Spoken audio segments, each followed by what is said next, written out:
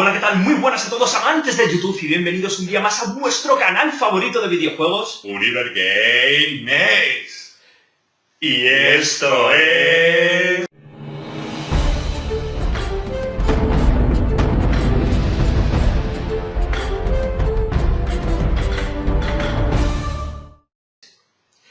Muy buenas a todos, chicos y chicas. Seguimos aquí, continuamos aquí en el E3 de 2016. Ahora toca Bethesda, sí señor, Bethesda, gran conferencia, sí señor. Que tengo muchas ganas también de verla yo. Tengo unas ganas increíbles, sobre todo después de ver el año pasado. Además, cómo terminó Bethesda, ¿eh? Cómo terminó Bethesda el año pasado y la verdad es que increíble. Yo creo que este año también va a terminar muy bien. Yo también esperamos que vaya a terminar muy bien Bethesda. Y la verdad es que, bueno, ¿qué decir de Bethesda? Pues la verdad es que esperamos, yo personalmente, como venían diciendo así un poco los rumores, que a lo mejor puedan mostrar algo del nuevo The Elder Scrolls. Exactamente.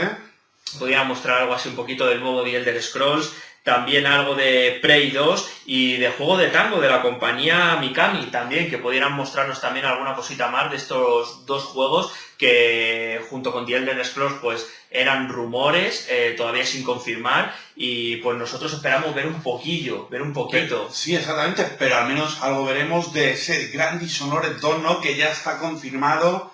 Esperemos a ver qué viene ahora dentro de unos minutos, como a ver qué dice, con esa conferencia de Bethesda, ¿no? Con ese Dishonored 2 y a ver esos rumores, ¿no? A ver qué tal suenan.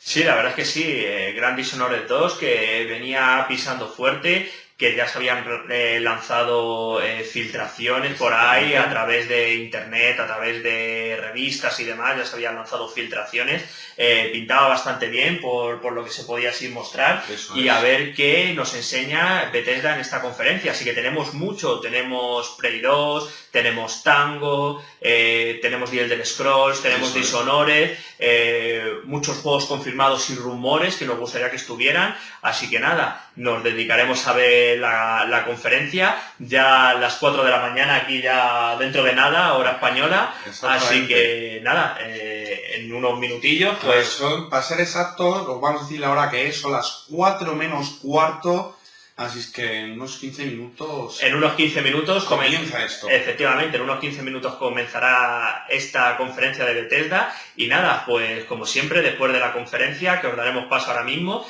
pues estaremos con vosotros para la post-conferencia de Bethesda. Exactamente, y recordar que todavía seguimos teniendo regalos, los 4 discos, las 2 entradas, así es que escribirnos, no os dé vergüenza, al concierto.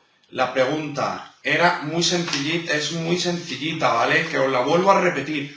¿Cuál de estos juegos son rumores que nos interesa ver más a nosotros?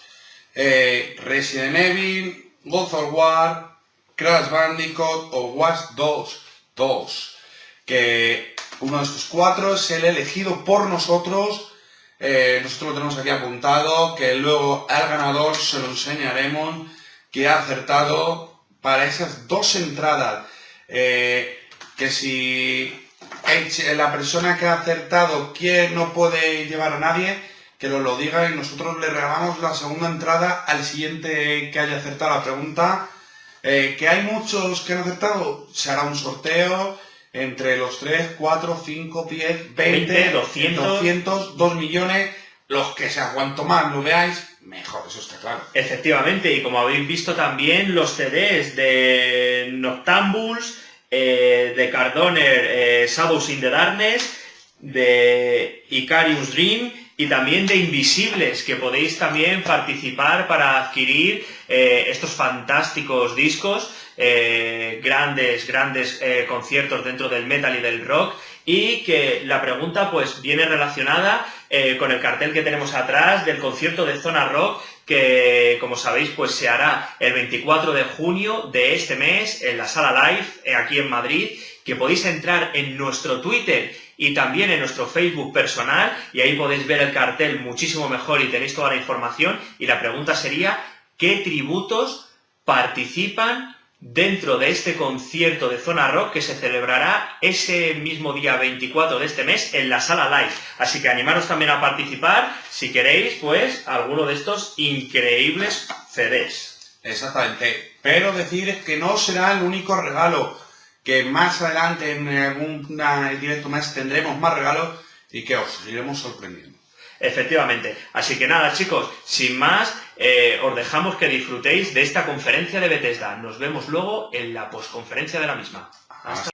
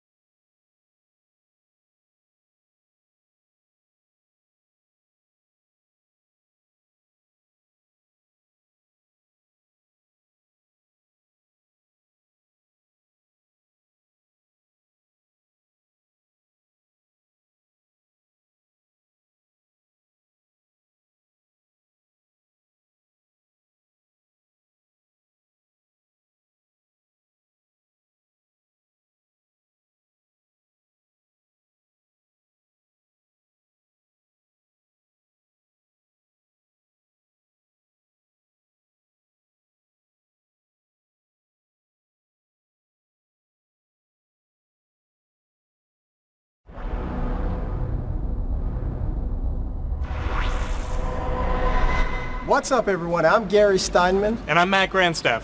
It's a great day to be a Bethesda fan. In less than an hour, we'll be showing you, our fans, what's coming from our world-renowned global studios.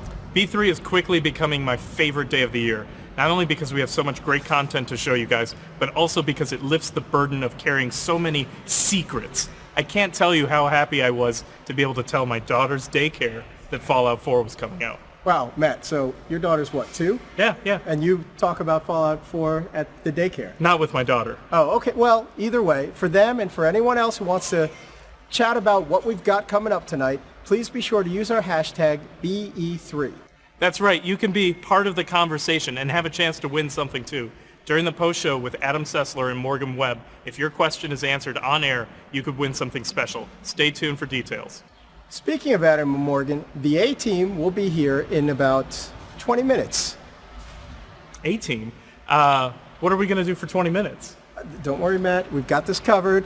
Stop sweating. We've got some great content lined up for you. That's right. Big thanks to a lot of our fans that allowed us to use their content of their favorite games.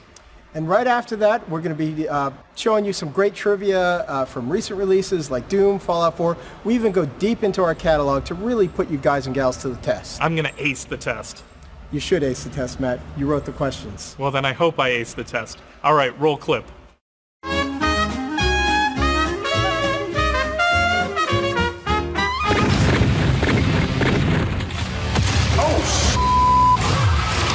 Is Doom, baby. This game is so much fun, trust me. My memories of Doom are, I was a young boy, I was 6 years old, I'd never played a video game before. You know, everyone has the crazy uncle, and I'm lucky that my crazy uncle was just into video games. He's like, hey, Will, I'm gonna show you this new game called Doom on the PC, and the rest is history. Dishonored is one of the best stealth action games I've ever played in my life.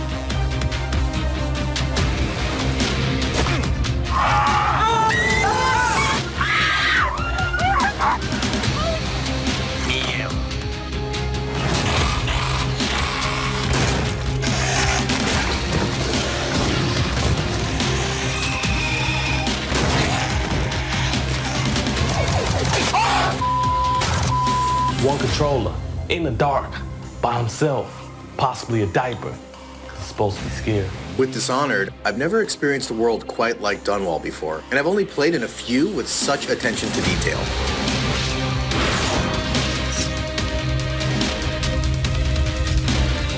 Oh! Yes!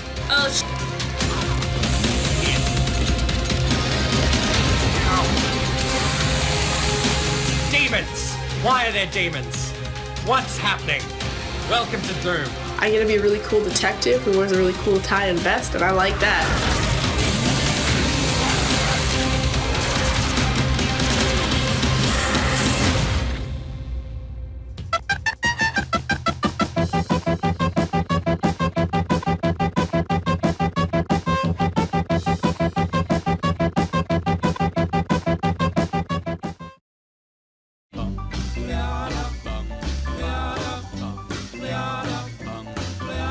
Got a doll baby, I love her so. Nothing else like her anywhere you go. A man, she's anything but calm. A regular pint-sized atom bomb. Atom bomb, baby, little atom bomb. I want her in my wigwam. She's just the way I want her to be. A million times hotter than TNT.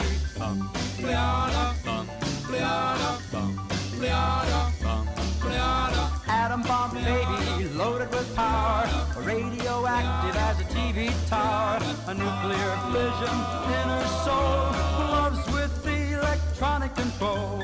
Atom bomb baby, little atom bomb, I want her in my wigwam. She's just the way I want her to be, a million times hotter than TNT.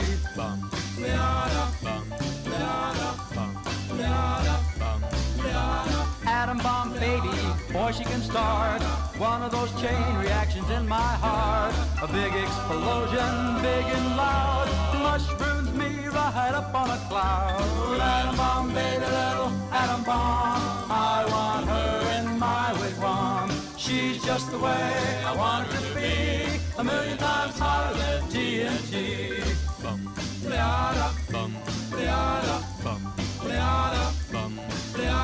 Atom bomb baby, sweet as a plum, carries more wallop than uranium. When she kisses, there's no hitch, zero power, she turns on the switch. Atom bomb baby, little atom bomb, I want her in my wigwam. She's just the way I want her to be, a million times hotter than TNT. Atom bomb baby, little atom bomb, I want her in my wigwam. She's just the way I want her to be, a million times hotter than TNT.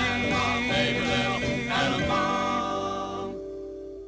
And we're back. It's incredible the production value some of our fans put into the content they create.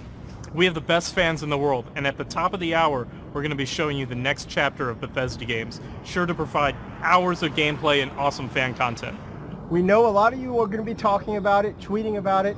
Just be sure, don't forget to use our hashtag BE3. Until then, let's look at some more amazing content. This time, instead of looking at fan content, we're going to look at some of the video projects created by our internal studios. One of our traditions at Bethesda is to showcase this stuff internally at our annual holiday party. Usually this stuff is just for us, but tonight we're going to show it to all of you. We've got some great highlights just for you. There's a little bit of Gary, and there's even some trivia too. Roll tape.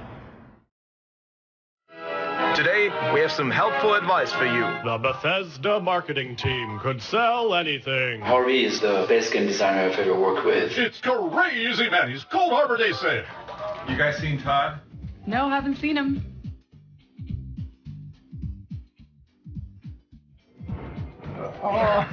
Making a rage quit Waldo. I gotta be honest, if I'd played this before, I would never have worked here.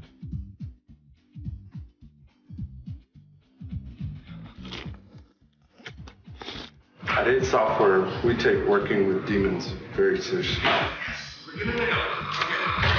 157. Whoa! Whoa! You seen Todd Howard?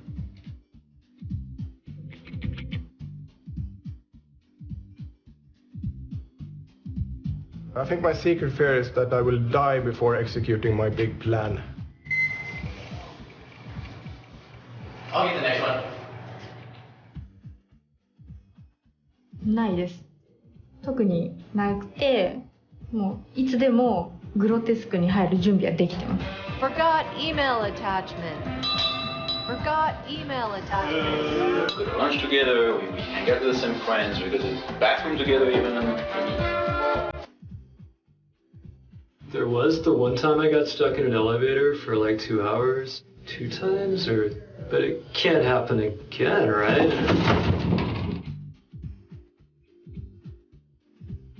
This is your game. This is your game on bugs.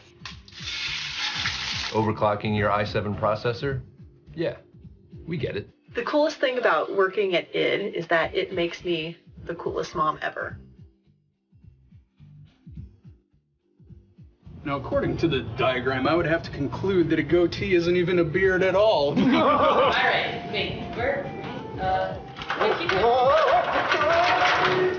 that's not.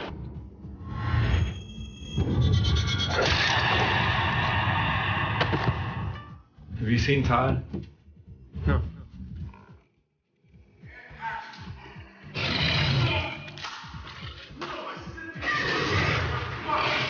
Cut.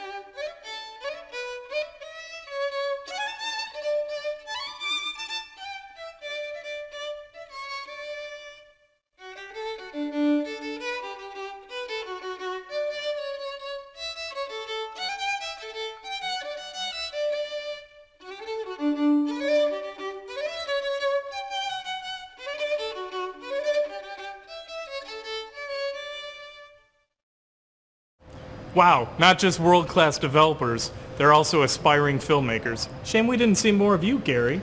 I'm still haunted by my walk of shame, man. Fun stuff, but the really good stuff starts at the top of the hour with the showcase. Or at least when we bring in the big guns, Morgan Webb and Adam Sessler, they'll be starting the official pre-show in just a little bit. That's right. Unless you were under a radioactive rock, last year you knew that Fallout 4 got its full reveal at the showcase. Speaking of Fallout 4, let's look at some amazing content and then more trivia.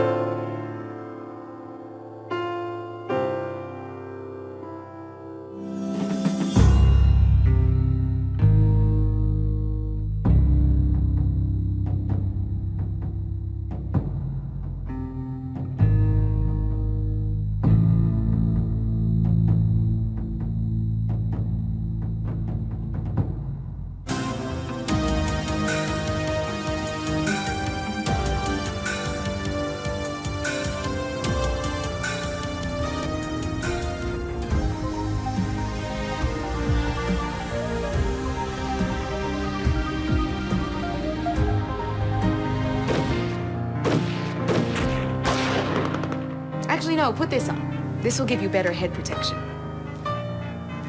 Really? There's my guy.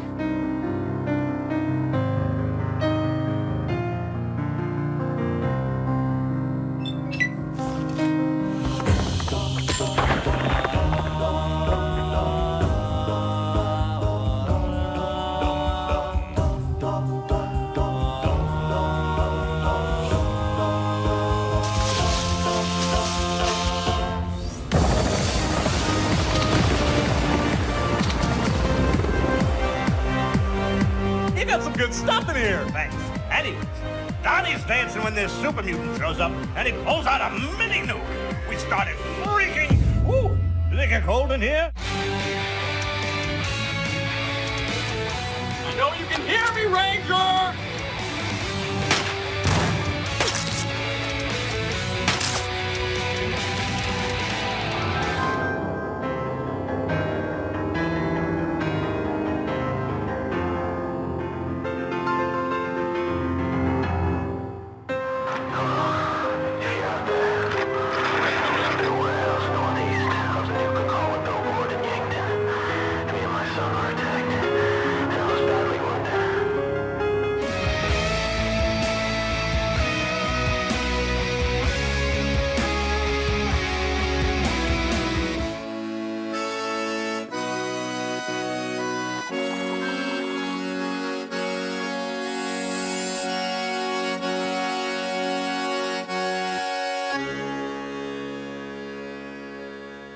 Hey, what's the thing in the distance?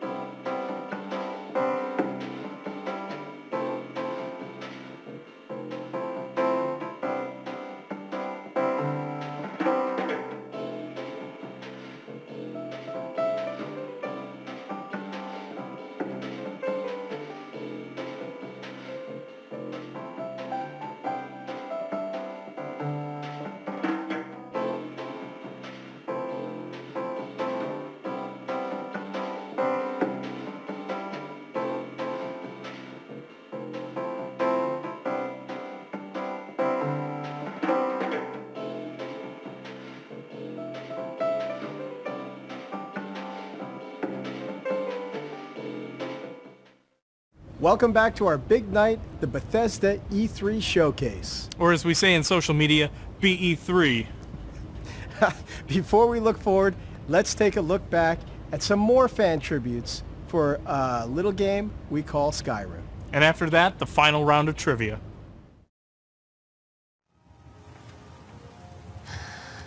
Okay, here's what we're gonna do. I'm gonna sneak over behind that rock, and then I'm gonna go over here.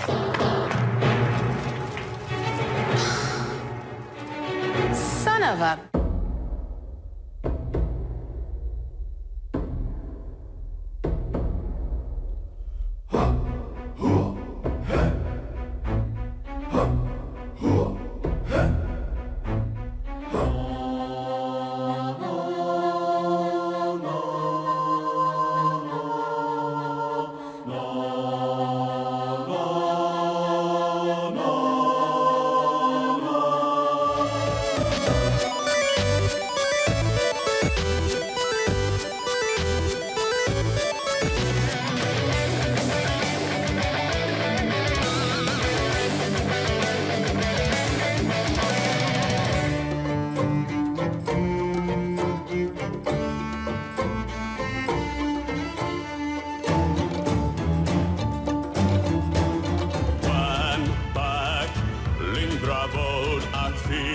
zee, wo sich wohnt auf ihn kann.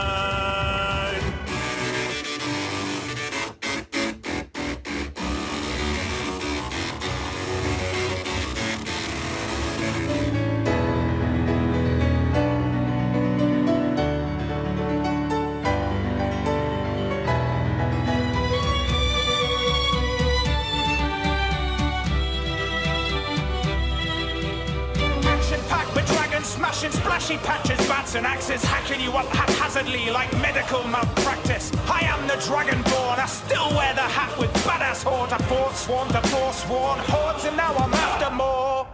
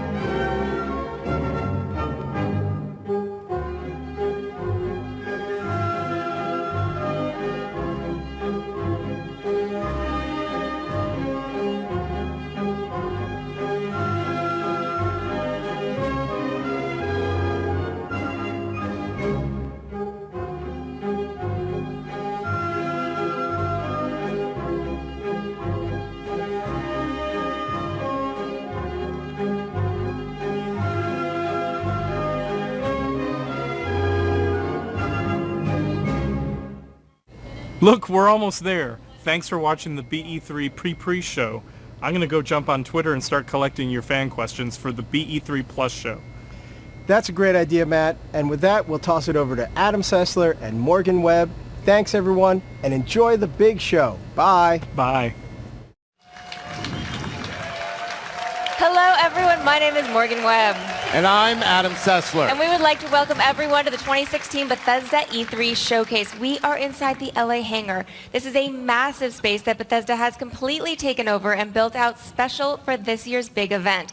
This venue is so big, it's actually become the 6th largest theater in the state of California. And we're here with almost 2,000 people, including press, industry stalwarts, and most importantly, hundreds of Bethesda's biggest fans. Just like last year's showcase, Bethesda has opened the doors to the people who play their games.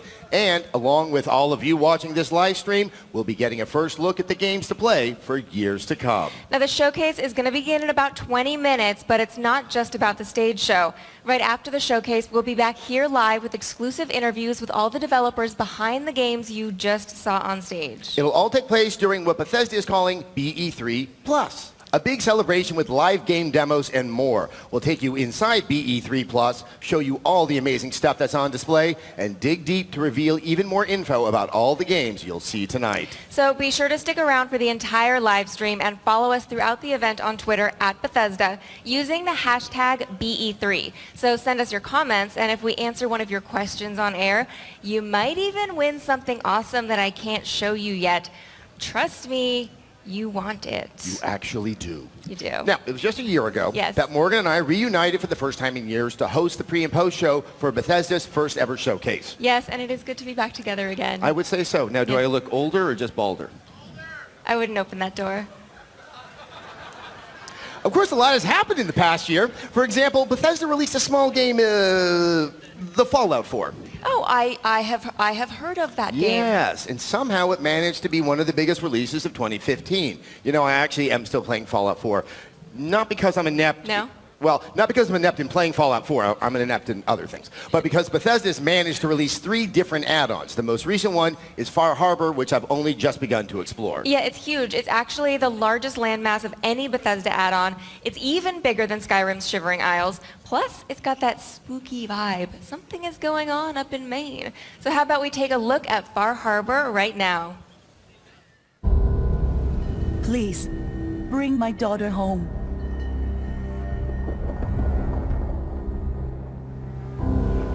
We've paid our dues in blood and bullets. This is our fight. Our island. Not yours.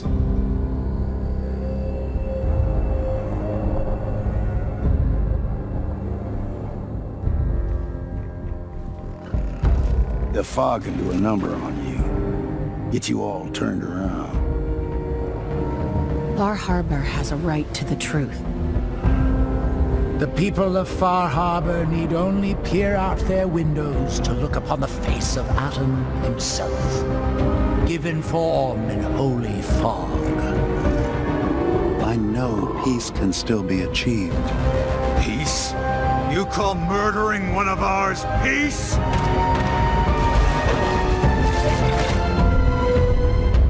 Careful. This could get out of hand real fast.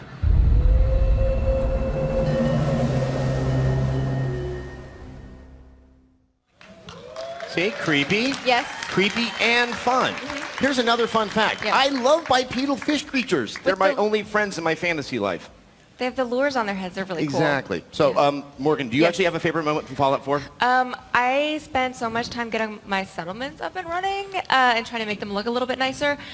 I mean, slapping a painting on that rotted out wall, I think it really spruces the place up a little bit, doesn't it? Yes, yes. It really ties the whole lean-to together. Yes. Now, I have to be honest, I really love the freedom to build in Fallout 4. Yeah.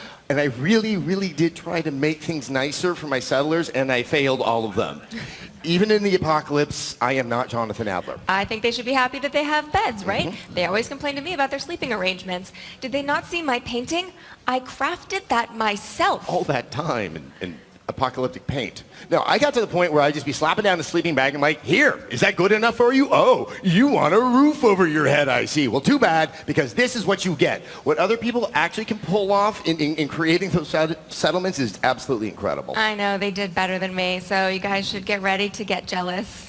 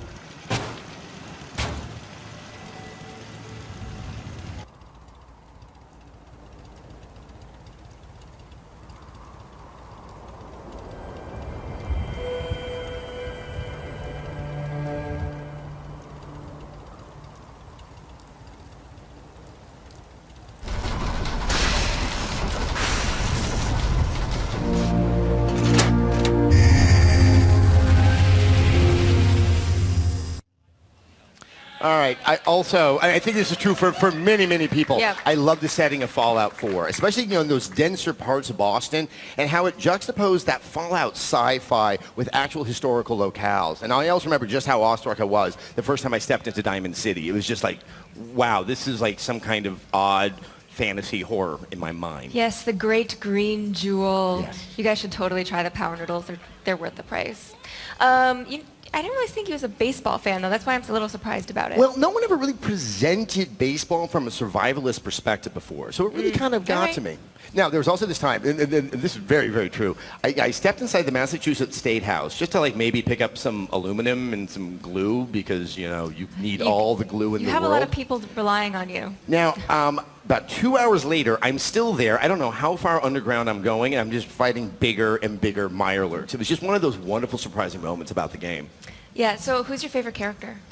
Nick Valentine, hands down. He's actually probably one of my most favorite characters in any game ever. I love detectives. If I lived in a fantasy world where things were more mysterious, I would be a detective. So hanging with him and going through his special quest was just deeply satisfying. I mean, the idea of having a world-weary noir robot gumshoe as your buddy, that just won me over. Pretty much had your name written all over it. I can say that my favorite thing actually was probably having the Pip-Boy on my iPad.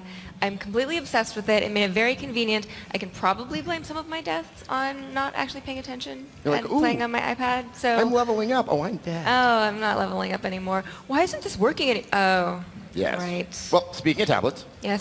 Transition. I love it. We can't forget about Fallout Shelter. At last year's showcase, Bethesda both announced and released Fallout Shelter. And since then, it has become the most played title from Bethesda Game Studios. Are you still playing Shelter? I am, because I have to make sure my resource-sucking babies are going to grow up to be productive members of society that I can exploit for more resources.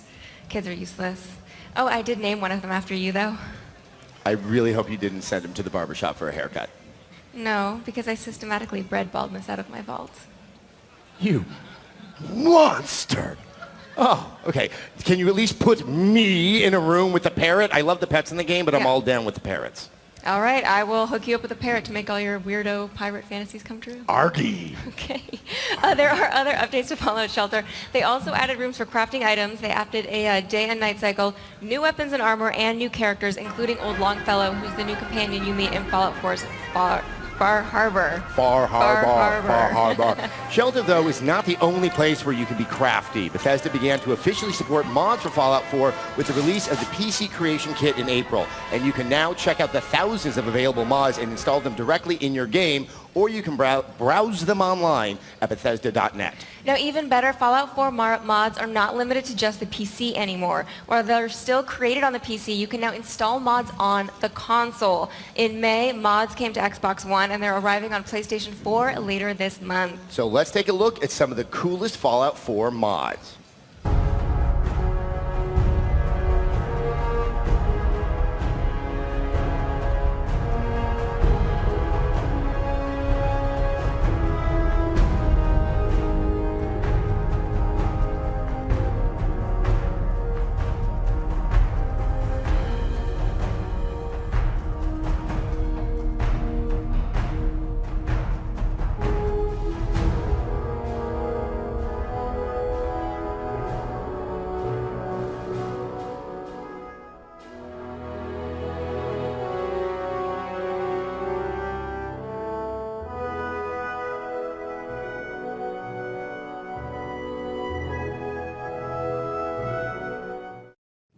You know, to be fair, that really just scratches the surface of what's available out there as a mod. And I've always been amazed at how creative people are them. It's like with the shelters and the apocalypse. I am just proud to get my pants on in one try. We're proud of you, too. Yeah.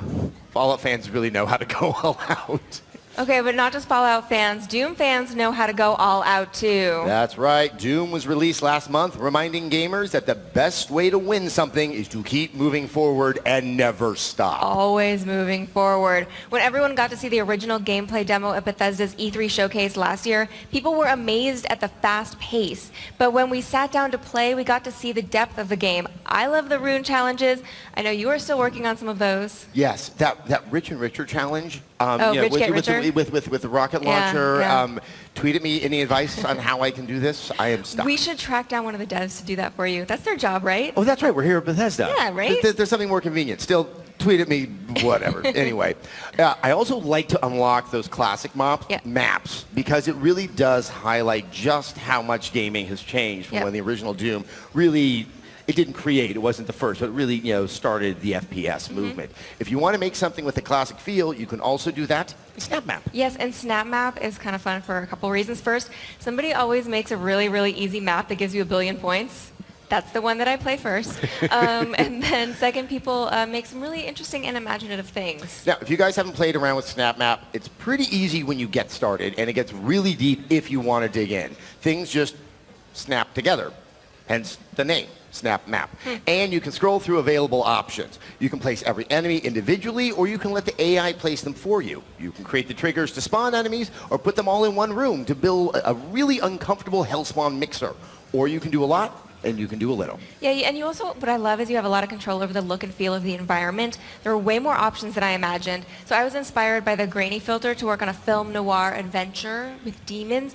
However, I am actually sad to report Fedora's not part of Snap Map. I was disappointed too. Because they're part of every aspect of gaming. But if that's not enough for you, there is, of course, competitive multiplayer. Yes, and you know, the thing I love about competitive multiplayer is it really is a throwback to, you know, when I started out, you know, back in the Tech TV days. You know, there was the Quake 3, that kind of classic way of competitive multiplayer. But then when you add in the ability to spawn in as a demon with the demon powers, that's where it also has this contemporary feel, and that really has a really interesting effect on the flow of the matches and how the focus shifts during the course of them. Yeah.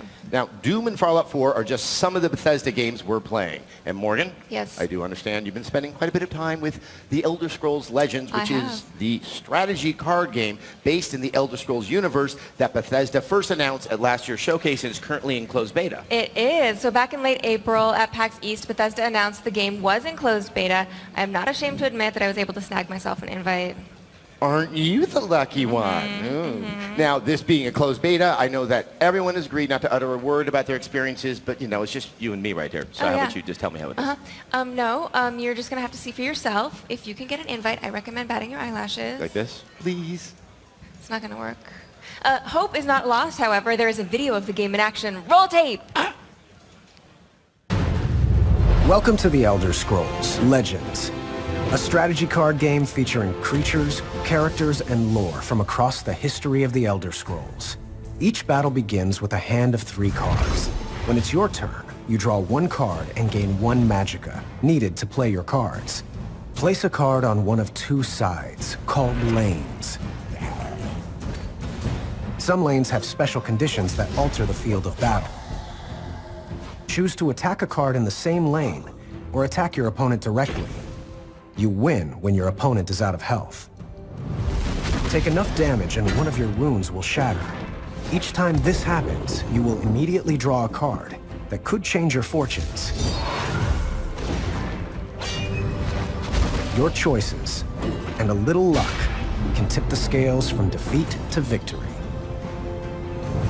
Battle anytime or anywhere, on your own or against other players. Test your might in a full campaign, in quick skirmishes, or in the arena where you'll face a gauntlet of foes. Build your collection of allies, armaments, and magic. Combine your cards to create powerful decks. Train your cards to increase their power. Choose your strategy. Choose your path. Choose your destiny. And become a legend. Legends isn't the only Elder Scrolls game that's having a moment. The Elder Scrolls Online had a very big year. Yeah, so even though the game has been available for more than 2 years, they've made some really big updates to Elder Scrolls Online since launch. Let's see, there's Imperial City. Players finally got to face off against Molag Bal's army. Then in December, Orsinium added over 20 hours of new content to Elder Scrolls Online. They also made a whole bunch of changes that the community and media really responded to.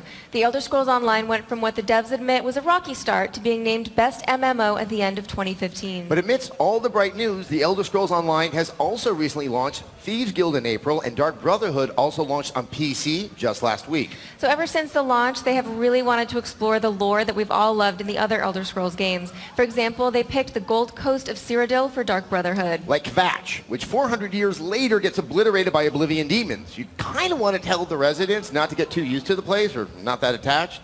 As an Elder Scrolls junkie, this is exactly what I love about ESO. It's getting lost in all the expansive lore and geography. And speaking of fans, fans, we would like to take a moment to say hello to all of the Bethesda fans around the globe. From London to Moscow, Paris to Tokyo, gamers have gathered to watch the BE3 showcase. And down in Australia, Bethesda's taken over the Sydney Opera House so fans can watch the showcase live. And earlier today, we got to chat with some of the gamers here in LA who lined up to see the showcase. Let's take a look at what they had to say. All right, here we are. It's a few hours before the start of BE3, but people have been lining up here since, I believe, 7 o'clock in the morning. I know. This is a dedicated fan base. They know that the closer they are to the front of the line, the better seat that they are going to get inside the showcase, and that is a big motivator, I know, for people to get here early, get their seat right in the front of the theater. Exactly. One big screen, front row. It's exciting, but let's better understand some of the hardest core Bethesda fans. All right, now you couldn't have a showcase like this without some amazing cosplay. Now you helped build this, so you can tell us a little bit about it. She's cosplaying Keeper from The Evil Within. It took us forever to make this tenderizer, and it took her about a day to make that. I mean, look, I love that game, and I love the Keeper. Everyone else knows him as Boxman. Would you mind just trying that on for one quick sec? I just got to see this. Yeah. That's really, really, really effective. Wow. And what was the inspiration behind this costume? Like, you know, what spoke to you about it? It just took us like 2 days to finish The Evil Within, and we played that like all night, and that was giving us like little heart attacks, and we just fell in love with the game. So what else are you guys excited about? What are you excited to see here today? For one, gameplay for Dishonored 2, because we've been so excited. Just the first trailer from last year, waiting in line for hours. So we're just like, oh, yeah, I hope we get to see other stuff. Maybe Elder Scrolls? Maybe new Elder Scrolls? Well, actually, going back to Dishonored 2, I mean, now we have an adult grown-up Emily Caldwin. Is that something you're considering for cosplay? I'm actually working on doing Emily. I started the scarf last year, and I've been thinking about like what swashes I'm going to use, like what kind of fabric, and trying to put it all together and trying to make it nice. Maybe for PAX, maybe for later on, maybe this next year, but it's going to get done. All right, well, I'm really looking forward to it. And on that note, I think all four of us and so many other people out there are excited for another and maybe deeper look at Dishonored 2. But let's right now look at last year's trailer to get us all excited.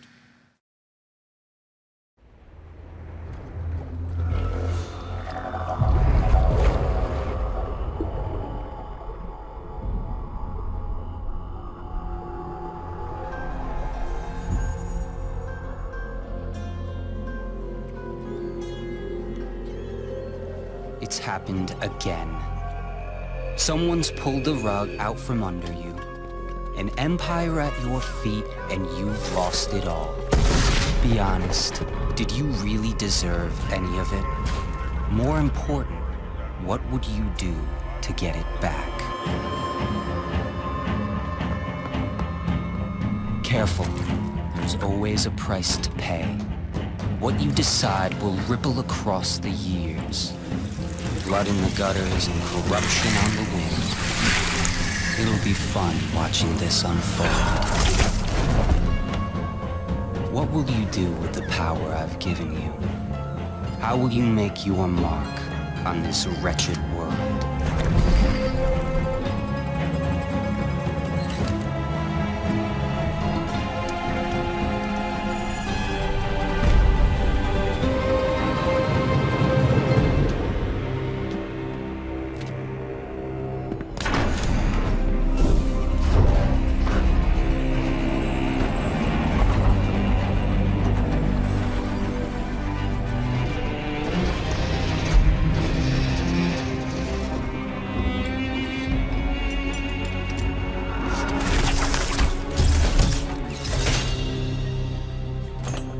Cover your face, but I know who you are.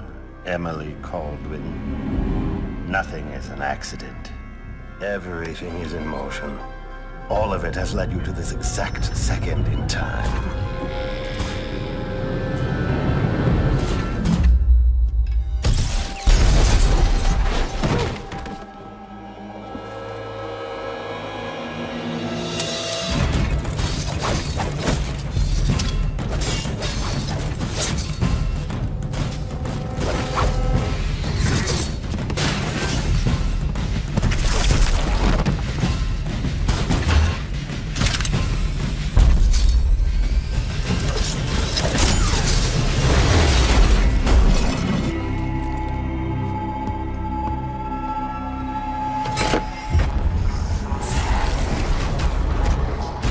Think before you strike. If you kill me, you become the assassin we claimed you were.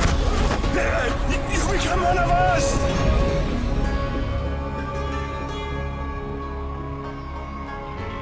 The years are long, but it's always good to see a familiar face.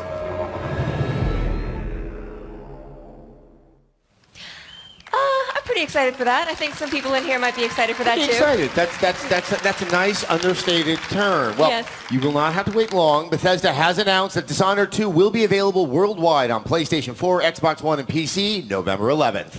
Now you play as either, I know they're excited for that too, you play as either Emily Caldwin, who we just saw in the video and who looks super awesome and who's who I am going to play as, or Corvo Otano, who is also pretty awesome, but I am playing as Emily. Well, both characters are fully voiced, and they bring a different perspective and play style depending on which one you play. So, you know, there's a good reason to maybe play both. I guess. They do have different, they do have different powers also. If you played the first game, you're going to be familiar with Corvo's. They are going to be significantly upgraded. Emily's are actually all new, so as always, there are going to be tons and tons of ways to play the game.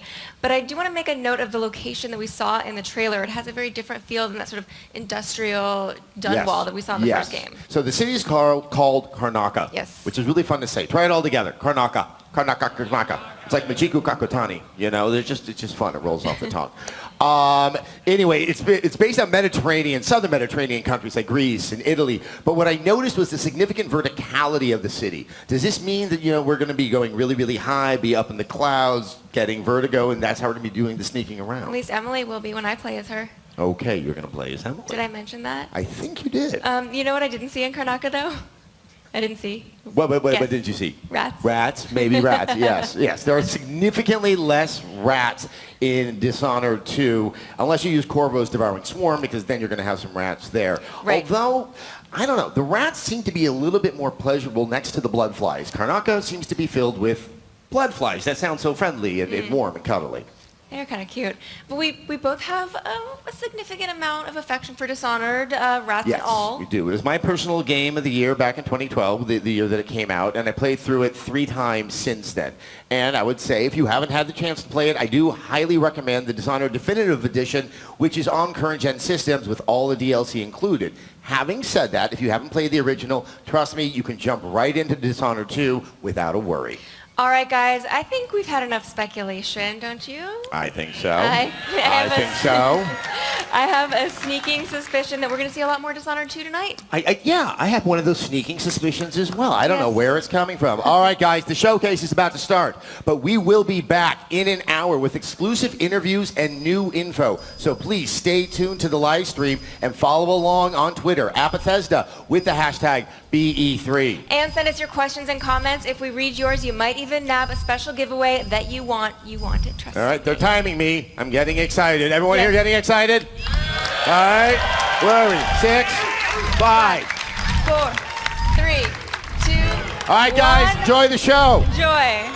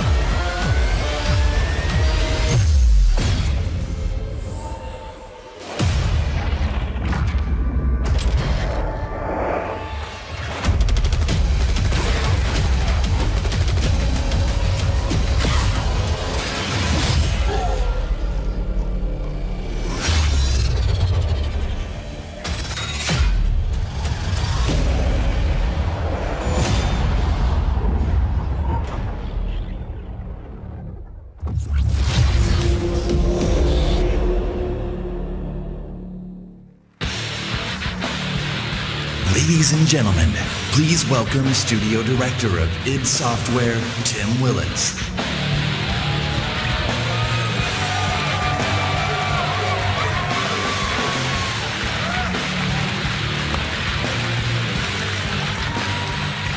Good evening, and welcome to the Bethesda E3 Showcase. Yes, Quake is back. The game that defined competitive multiplayer is back and better than ever. You know, it's hard to believe that 20 years ago, Quake was first released. And, you know, if you'll excuse the pun, the aftershocks can still be felt to this day. Quake set new standards for multiplayer and pushed the boundaries for graphics and gameplay. Quake also became a pioneer for esports. And 20 years later, Quake is still played in tournaments across the globe. The biggest of those tournaments is our very own annual gathering, QuakeCon, which will attract this August tens of thousands of people to Dallas. As a co-designer of the original game, I'm extremely proud and excited to be standing here today to announce the next chapter of this great game, Quake Champions.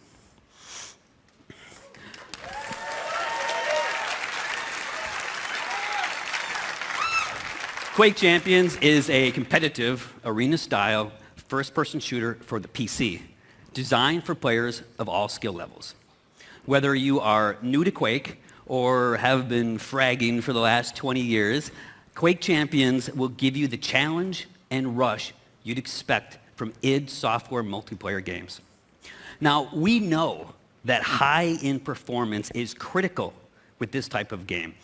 You know, so be assured, as with any id Software game, that Quake Champions will be fast, with amazing graphics running at 120 hertz with unlocked frame rates.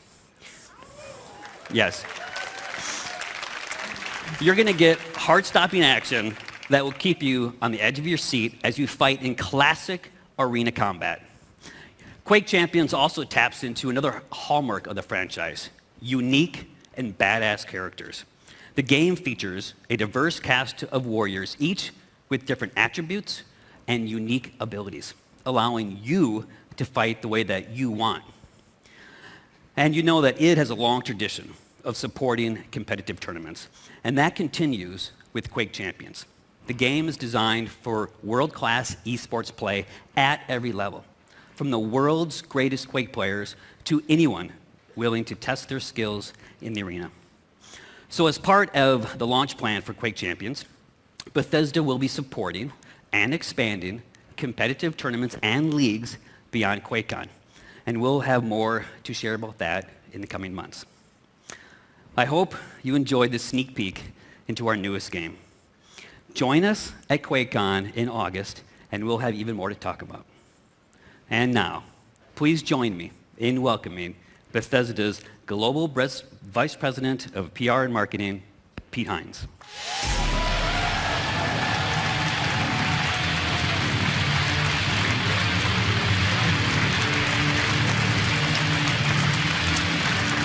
Thank you.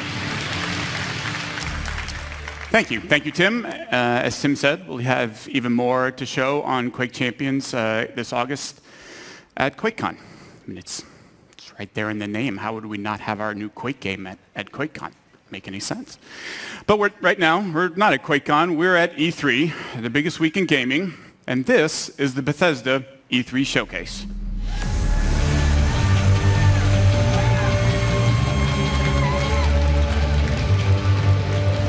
So welcome to everyone here with me and to the millions of you watching online around the world. Thank you for joining us. We planned this showcase just like we make all of our games for you.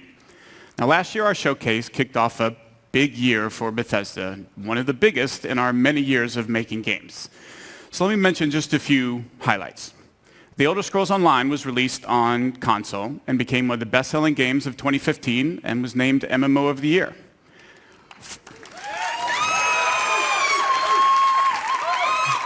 We launched Fallout Shelter, the very first mobile game from Bethesda Game Studios, and it became an instant hit and winner of multiple Mobile Game of the Year awards.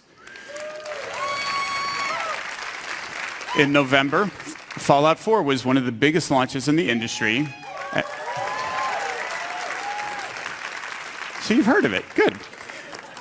And won numerous Game of the Year awards, including at DICE and again at the BAFTA Awards. And now Fallout 4 is bringing user mods to Xbox One and soon to PS4 in a way that's never been seen before.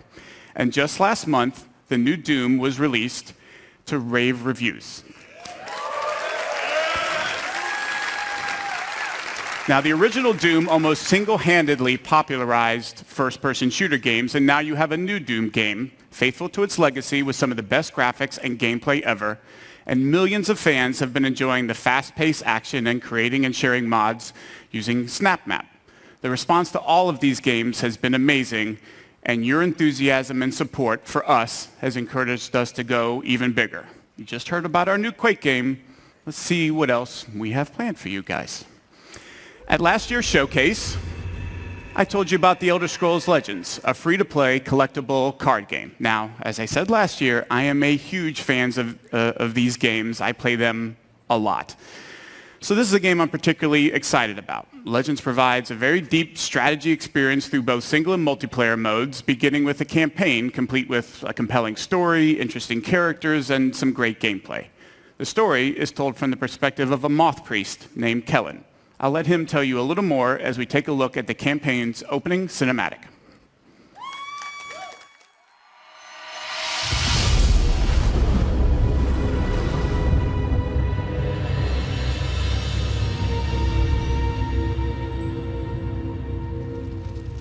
The Elder Scrolls show us what was and what yet will be. And they have revealed much to me. Spare us your stories, old man, unless they can sharpen spears. Our war chief is dying. Our enemies are massing for another attack. We must prepare for battle. We should go, Kellen. We have the scroll we came for. And this one smells blood in the wind. Patience, Nog. I have words yet to speak here. Stories can do surprising things, Spear Maiden, whether they are true or not. And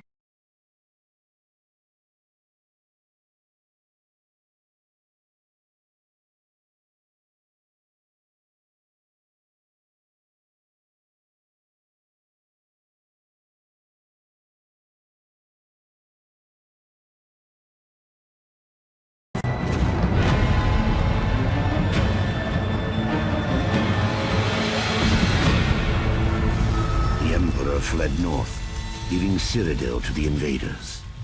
This is the story of a forgotten hero who changed the very course of history.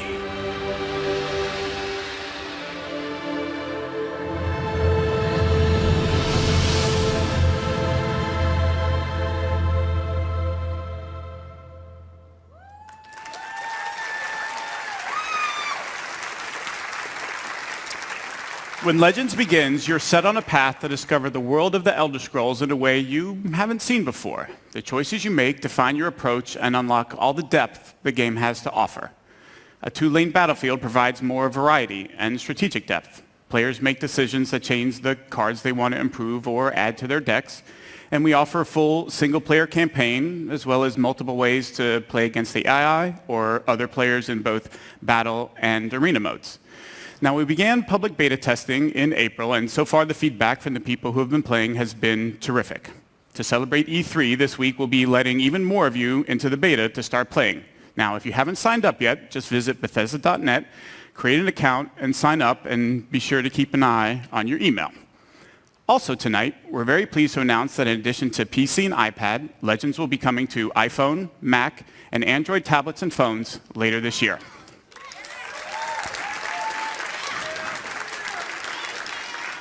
As I said, I'm very excited about Legends as it brings together an award-winning franchise that I love and a new genre, and whether you're a veteran strategy card fan or have never played a game before, it's a game we think you'll all really enjoy.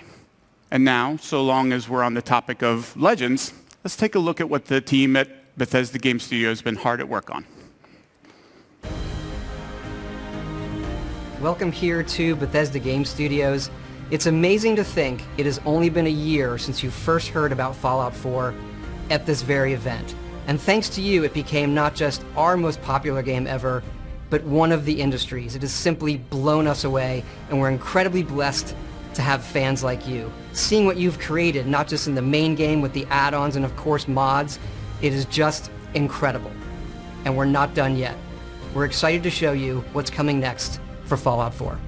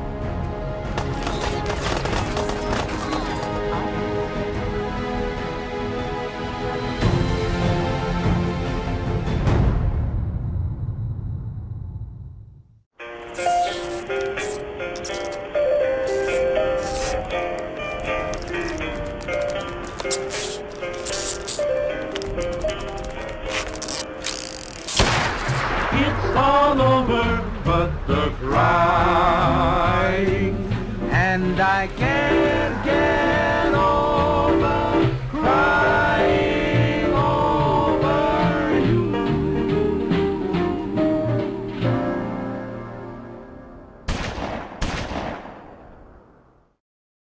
Of course, we didn't just announce Fallout 4 last year, we also announced and released Fallout Shelter, which over 50 million of you have downloaded and played. We have a really big update coming out. Take a look.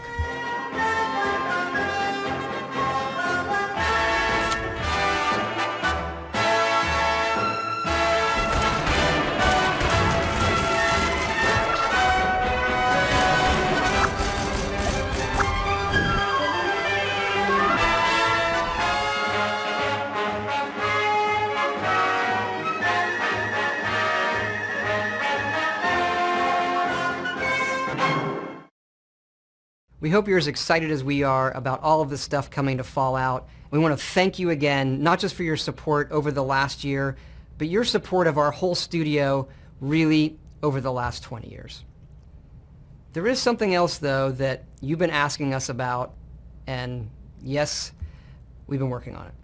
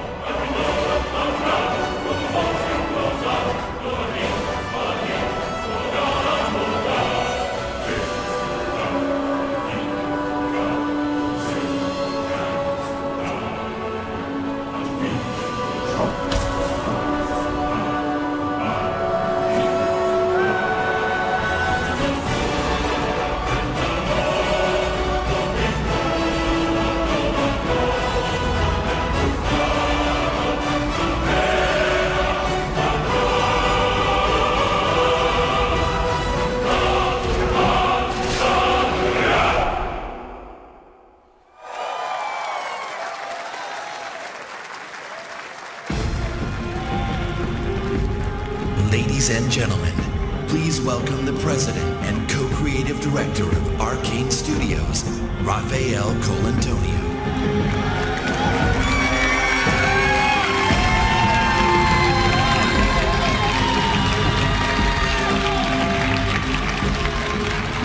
Thank you. Hi everyone, I'm very excited to be here tonight on behalf of Arcane Studios, the makers of Dishonored.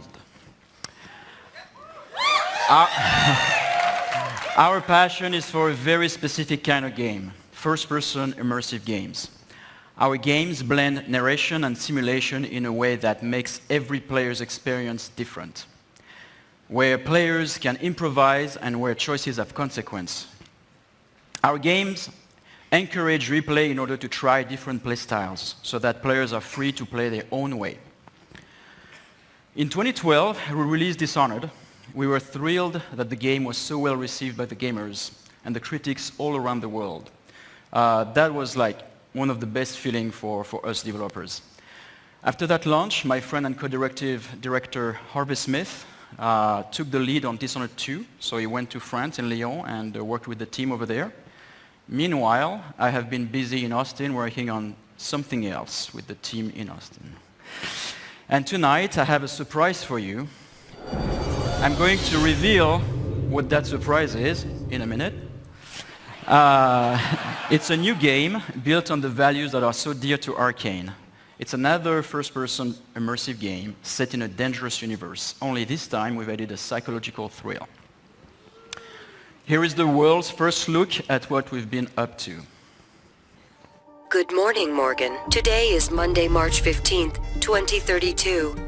You have a 9 a.m. appointment with Alex in his office. There is no duration set for this meeting. There is a 3 p.m. meeting in TranStar Conference Room A to greenlight research and development plans. Please confirm your attendance prior to arrival. The most recent test results from the Cybertron. Good morning, Morgan. Today is Monday, March 15th, 2032. You have a 9 a.m. appointment with Alex in his office. Good morning, Morgan. Today is Monday, March 15th, 2032. Have a 9 a.m. Good morning, Morgan. Looks like we have some tests to run through today.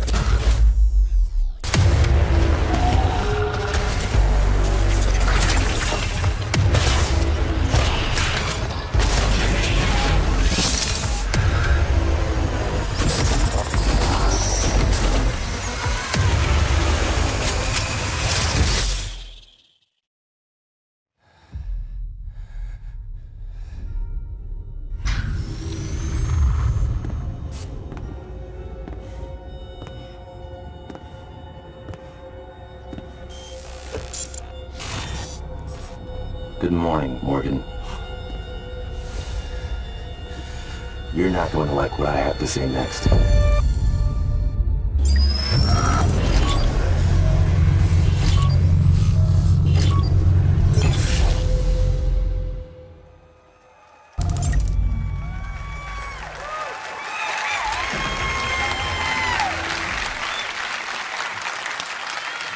In Prey, you awaken aboard Talos 1, a very special space station. It is year 2032. You are the key subject of an experiment meant to alter humanity forever. But things have gone wrong, of course. The space station has been overrun by an alien threat, and you are now being hunted. As you dig into the dark secrets of Talos 1 and your own past, you must survive using all the tools at your disposal on board of the station. Your wits, weapons, and mind-bending abilities.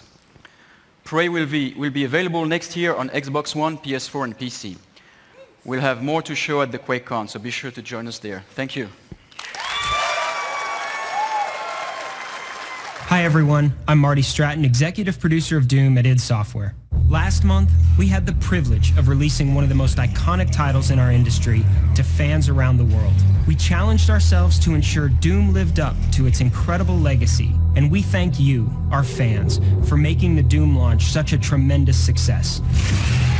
It's been amazing to watch and hear from the millions of players enjoying the many aspects of the game. From those of you gunning for the perfect run through the campaign, to others constantly testing their skills in multiplayer, you continue to inspire our team.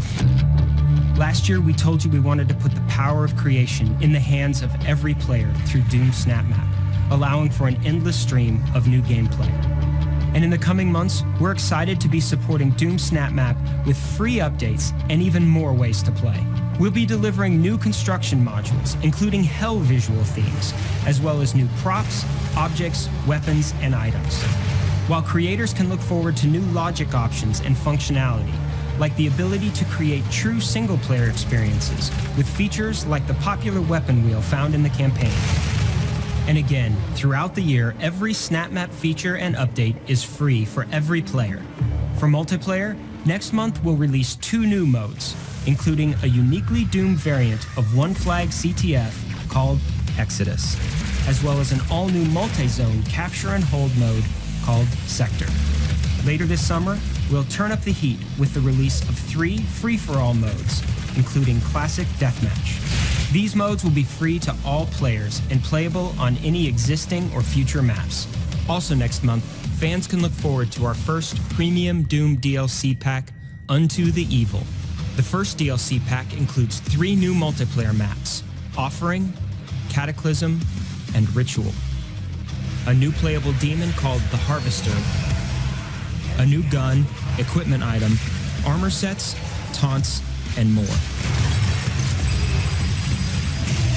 With just a month past since our launch, we hope you've only scratched the surface of fun we packed into the game, and we can't wait to give you even more ways to compete, create, play, and fight like hell. Thank you.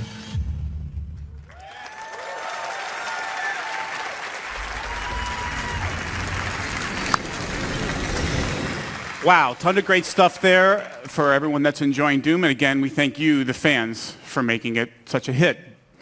Doom has received near universal acclaim from critics and players alike for its fast combat, over-the-top demons, and amazing graphics, everything that it is known for.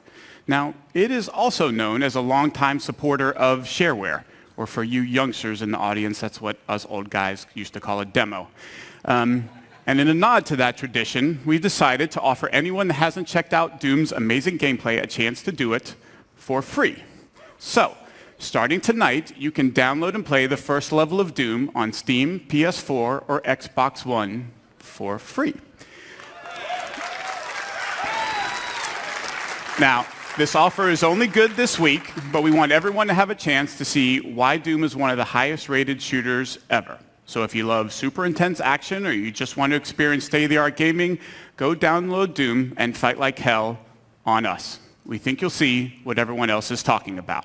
Now, let's shift from Demons of Hell to Daedric Princes and Secret Assassin Cults. Please welcome from ZeniMax Online Studios, the Elder Scrolls Online game director, Matt Firor. Matt?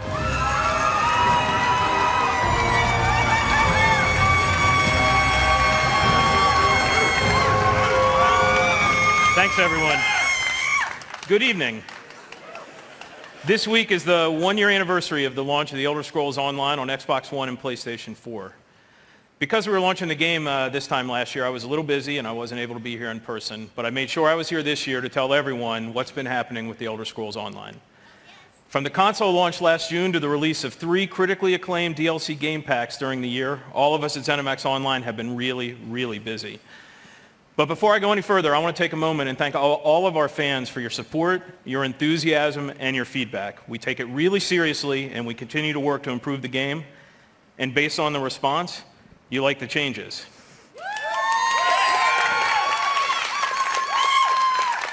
Elder Scrolls Online was named the best MMOG of 2015, was one of the best-selling games of the year of any kind, and now supports a highly engaged community of over 7 million of you who have been exploring this enormous world of Tamriel. Let's take a look at some of the highlights from the Elder Scrolls Online from launch onward.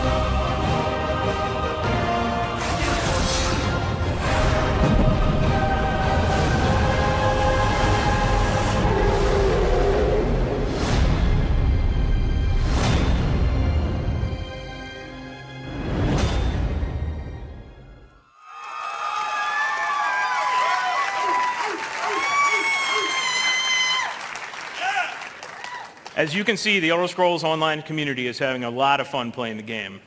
And our player community is still growing. Tonight, I'm very happy to announce that on June 23rd, we'll be expanding internationally by launching Elder Scrolls Online in Japan. We look forward to welcoming these fellow adventurers to the exciting world of Tamriel. And for everyone who plays, we have a lot more great content on the way. For me, one of my favorite moments in any RPG ever was the Dark Brotherhood quest in the Elder Scrolls IV Oblivion. It was packed full of assassination and intrigue, and like me, fans everywhere loved it. So I'm particularly excited for the launch of the Dark Brotherhood DLC game pack on Xbox One and PlayStation 4 this Tuesday. In the Dark Brotherhood DLC, you'll travel to another location from Oblivion, the Gold Coast of Cyrodiil.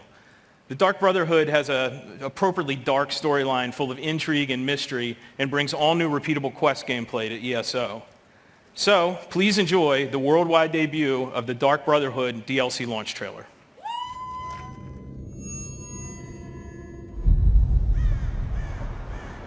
Sweet mother,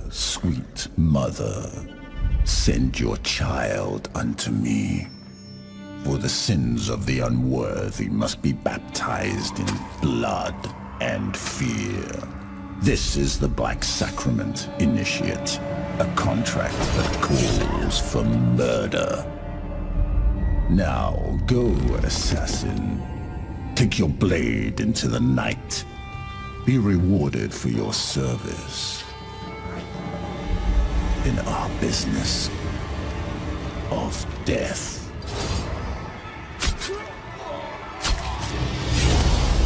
Welcome, Initiate, to the Dark Brotherhood. And know this, in Tamriel, no one is safe.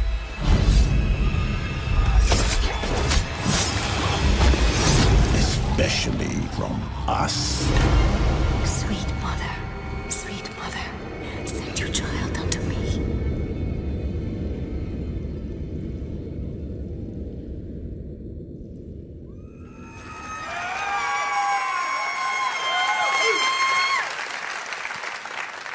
Our PC players are already having fun sneaking around Tamriel and learning more about this mysterious group. And we can't wait to see what happens when our console players get to experience the Dark Brotherhood this week. But that's not all. A core philosophy in the Elder Scrolls Online is to constantly make the game better. Since launch, we've regularly been adding innovative features such as the Justice System and the Champion System, and we're about to make another game changer. Tonight, we're announcing One Tamriel, marking another major evolution of gameplay in the Elder Scrolls Online. With One Tamriel, all characters will be automatically leveled to content in the world, allowing them to freely group with anyone they want, and also to explore the vast world of Tamriel with no level restrictions. This means all content barriers are gone and there are no restrictions on alliances or questing. From the moment you get out of the tutorial, the entire game world is open for you to explore freely. You can go wherever you want and play with whomever you want. This is the first time this has ever been done in a multi-platform RPG. We'll think you'll love it.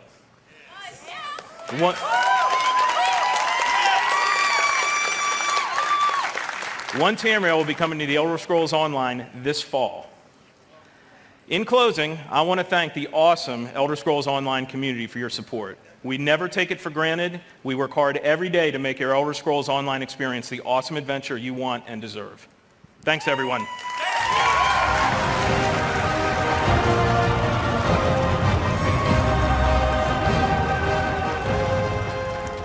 Thank you, Matt. Well done. Now, we want you to get as much as possible out of this year's showcase. So, this year, after we're done here in the hangar, we're just going to keep the showcase going. Now, for those of you watching at home, our pre-show hosts, Adam Sessler and Morgan Webb, will be back to take over the stream, and they'll bring you exclusive interviews and more information about all the games that we're talking about here tonight. Here in Los Angeles, we've built an interactive space over on the other side of the lot where you have a chance to learn more about our games, play some of them, and meet some of our developers. Over there is also food, drink, and to make sure it's a real party, we have arranged a special performance by Blink-182, who will drop their new album, California, in a couple of weeks, and you get to hear them live tonight as they start their summer tour.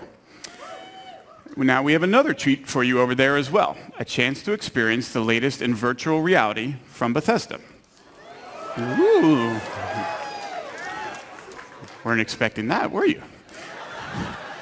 Now, the first time anyone experienced modern VR was at E3 2012, and if you were there and lucky enough, you may remember getting to play Doom 3 BFG in our booth. Now, at the time, we had solved some of the toughest technology challenges posed by VR, and people were amazed. Since then, we've quietly continued our pioneering work in VR, and tonight, we want you to see and experience what you feel when you put on a headset and play the latest AAA games in the industry.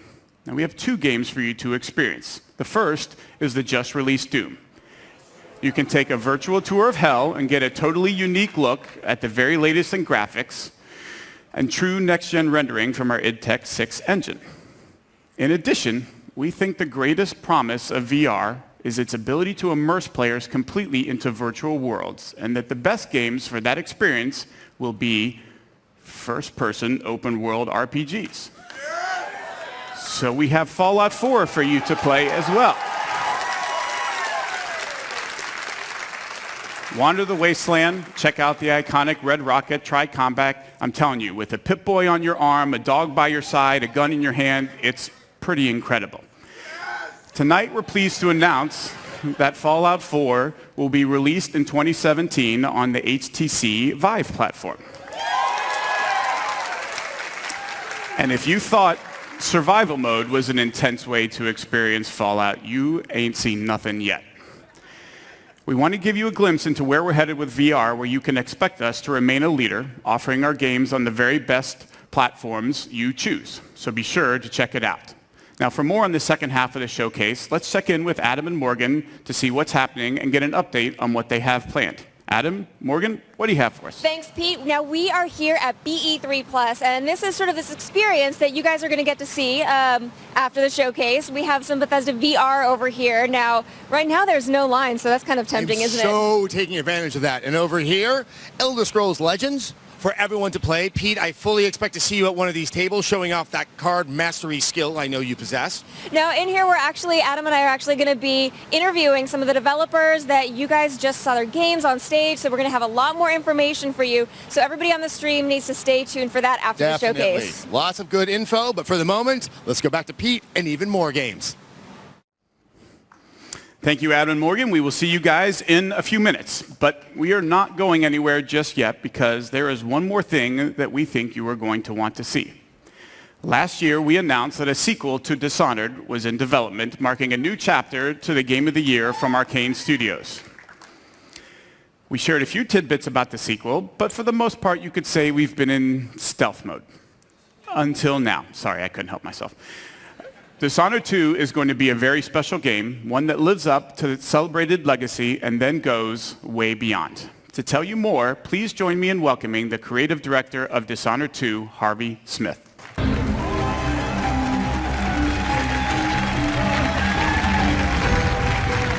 Wow. Thanks, Pete. Hi, everybody. In Dishonored, you play a supernatural assassin in a steampunk city. The game blends combat, stealth, and mobility, giving you many different pathways and approaches. When the original Dishonored was released in 2012, you embraced the game and made it your own. You discovered moves and combinations of powers that we didn't even imagine. We were thrilled by your passion for Dishonored, and we were humbled by the success of the game, which won more than 100 Game of the Year awards. At last year's E3, we announced Dishonored 2. So tonight, here with all of you for the first time, we're going to show you the game.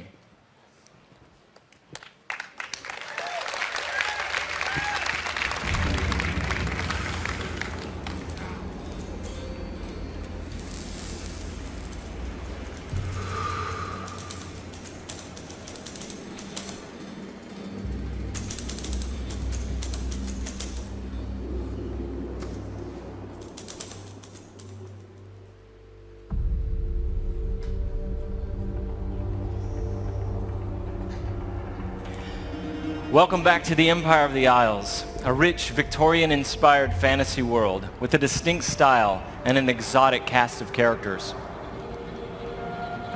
For Dishonored 2, we wanted to explore a new location, Karnaca, the Jewel of the South. Our approach to world creation is very layered. Our art and design teams work together to create a strong sense of place with a well-realized culture. It's based on the people living there, the work they do, the architecture, economy, the climate, even the food and songs.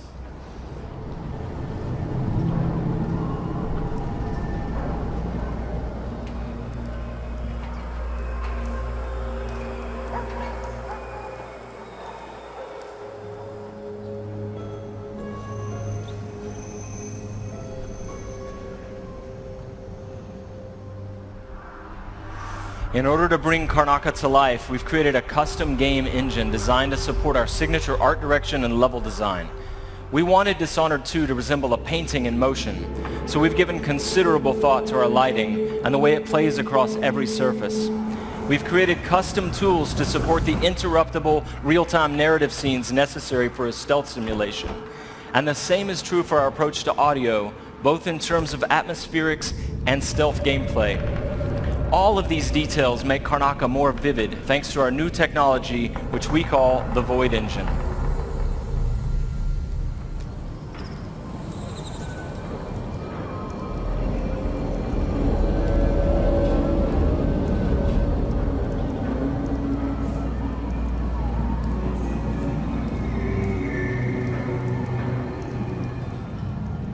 In crafting spaces for you to explore, we've got several creative goals. We want the environment to feel coherent and complete, plausible. Where do these characters live and how do they get to work? Is there a viable pathway that makes sense? Where do they take their breaks or stop for lunch? But it goes further than that. For Dishonored 2, we felt compelled to ask ourselves about the history of a given street or shop. What was there a decade before the player arrives in Karnaka? Often you can see the layers of history, watermarks on the wall from past floods, peeling posters and advertisements from years ago. We want every market, every alley to tell a story and to offer you the chance to see something novel or intriguing.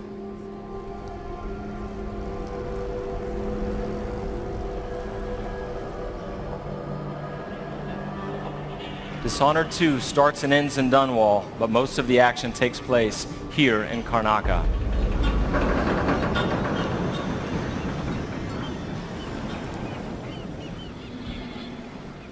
All right, there you go. Your first look at Dishonored 2. Thank you. On behalf of all my teammates at Arcane and Lyon who worked so hard to bring this to you, and my dear friend Rafael Colantonio, thank you so much for all the passion you've given the game. In the first Dishonored game, you played Corvo Attano, falsely accused of killing the Empress, the woman he loved and was sworn to protect. And you were blamed for the abduction of their daughter, Emily Caldwin. After escaping on the night of his execution, Corvo is gifted with supernatural powers and dedicates himself to avenging the death of the Empress and restoring young Emily to the throne. As we began to work on Dishonored 2, a single question haunted us. What became of Emily Caldwin? How would her experiences affect her, and what kind of ruler would she become? We envisioned Emily grown up, 25 years of age, and then we began to imagine what she'd be like as a heroic figure, as someone fighting for her life against the forces of deceit. We developed a vision for Emily Caldwin that excited us, and at E3 last year, we shared that vision with the world. Dishonored 2 is set 15 years after the first game. Emily Caldwin rules the Empire, watched over by her father, Corvo Attano.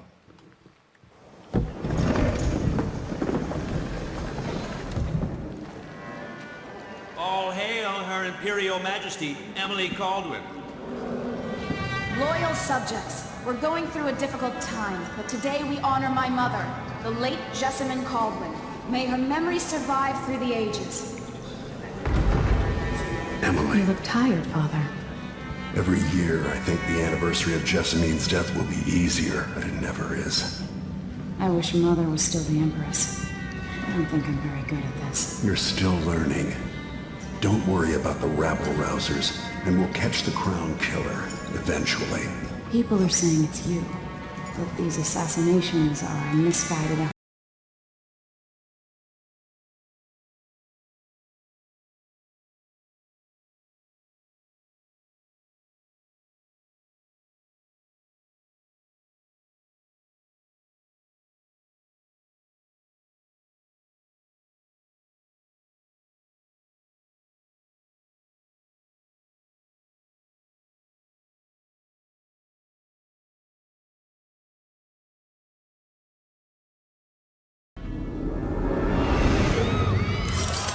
When an otherworldly usurper seizes the throne, the fate of the Empire is left hanging in the balance. Dishonored 2 offers you the choice of playing as Empress Emily Kaldwin or the Royal Protector, Corvo Attano. Emily and Corvo are both fully voiced this time with their own perspectives and emotional responses to the events transpiring around them. Whoever you choose to play, you've got to flee Dunwall, your home, and travel to Karnaca in order to unravel the threads of a conspiracy and take back what's yours. Gotta get away.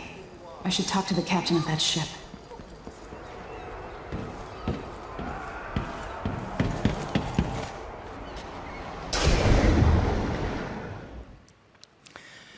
Dishonored is known for unscripted, simulation-driven missions where no 2 players ever have the same experience. There are many pathways to explore as you penetrate well-defended locations, numerous ways to find and eliminate nefarious targets. In crafting the missions for Dishonored 2, we've put a much greater emphasis on big, interesting themes, either from a gameplay or fictional standpoint, making each mission a wildly unique place to explore. I'll explain a little bit more about that. Today we're going to show you the Dust District, an industrial ruin ravaged by terrible storms that hit at random intervals. In the Dust District, a militant religious faction called the Overseers is at war with the Howler Gang. The leaders of both factions are trying to take each other down. You can side with the Overseers or the Howlers or neither. There are many ways to complete the mission. She'll tell you more. I'll wait here in the skiff and take you back to the dreadful whale after you finish.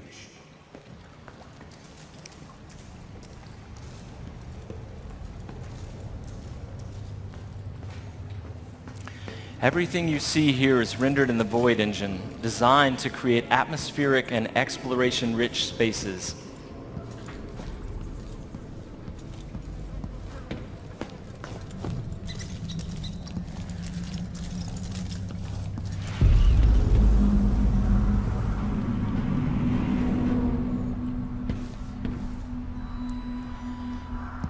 To reach our target, Vice Overseer Byrne, we've got to get past a Grand Guard checkpoint sealed off by a wall of light, a cruel security device reinstated by the Duke of Serkonos.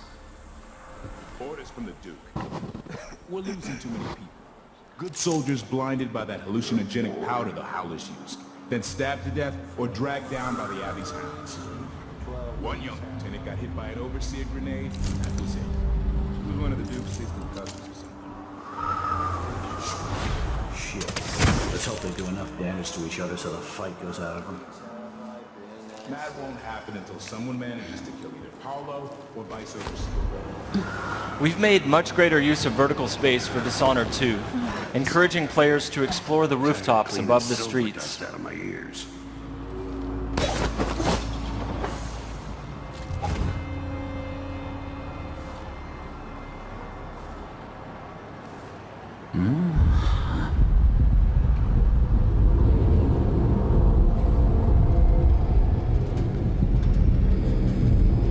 Dust from the mines.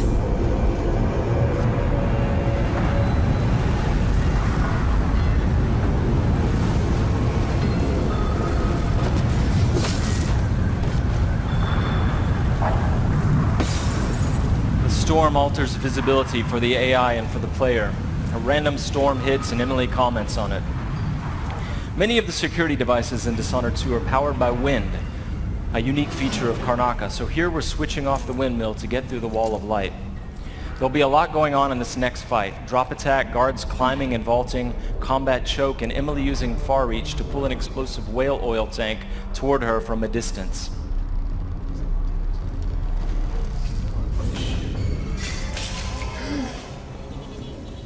You aren't going in! So dead! Let the rope for you! Hey you! Come here!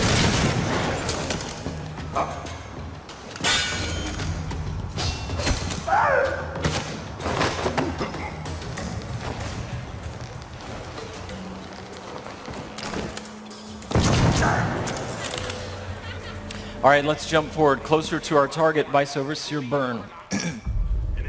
The Overseers are fighting the Howler Gang for the hearts and minds of the people of Karnaca. What happens here will influence Karnaca's future and the endgames. The last Overseer hasn't shared his plans with me. He's upstairs now, so I assume we'll learn something before long. Here we're going to use Emily's mesmerize power to lull a group of Overseers into a stupor, evading combat altogether. Mesmerized, they won't notice Emily or even remember that she was here. There you are. I feel so empty right now.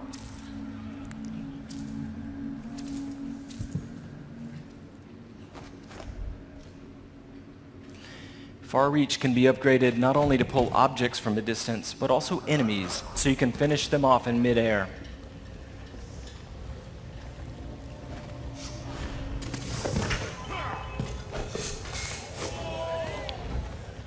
This time, all of Emily's powers, which are new, and all of Corvo's can be fully upgraded using entirely new skill trees, giving you the ability to customize more deeply. If you're new to the Dishonored series, it's all about options and exploration, playing at your own pace. The game has many different pathways through each mission, and also different approaches, stealth or combat, lethal or non-lethal, and a wide array of supernatural powers that will dramatically change the experience as you play. We're very close to Vice Overseer Byrne's office now.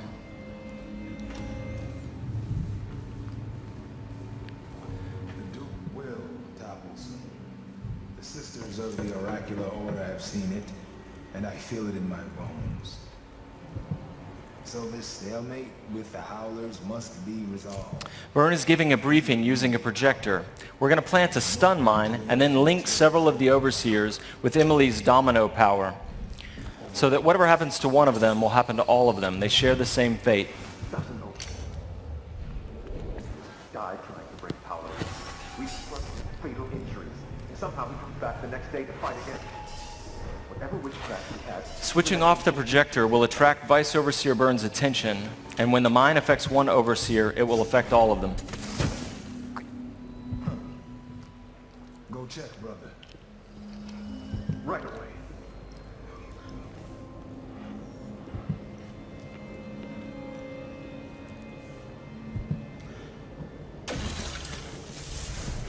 There are many creative ways to use Domino.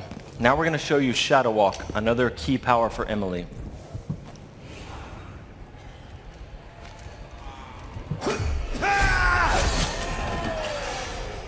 Shadow Walk is useful for stealth and combat. You saw it in the announced trailer that we made for the game, and you can fully use it in the game. Like all the powers, it can be upgraded in a variety of ways. With Vice Overseer Byrne out of the picture, the leader of the Howlers will owe Emily a favor, and that's just one way to complete the Dust District mission. Before closing today, we want to demonstrate another signature environment from a mission called A Crack in the Slab. It's another example of the missions in Dishonored 2 and how they're built around big, interesting themes. This mission takes place in a ruined manor that's been sealed for several years. At the start, the outsider appears and explains that reality was warped inside this place after an occult event. Your supernatural powers won't work inside the manor, and even time behaves strangely, allowing you to travel back and forth between the ruined present and the past when the manor was lavish and refined.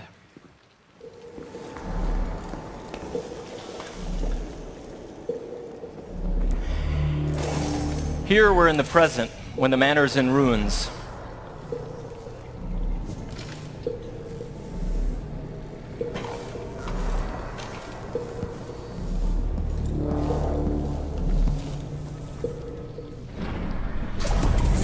Now we've moved backwards, years into the past, when the manor was still inhabited and guarded.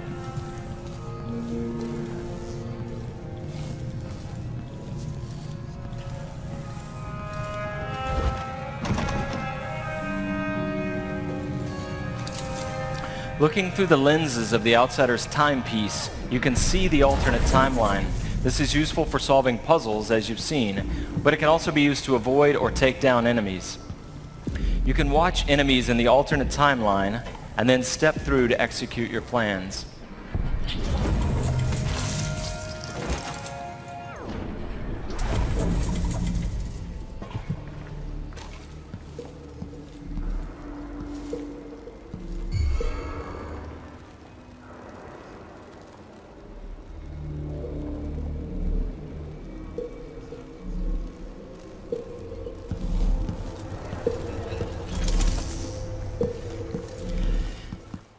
We hope you're going to love the game as much as we do.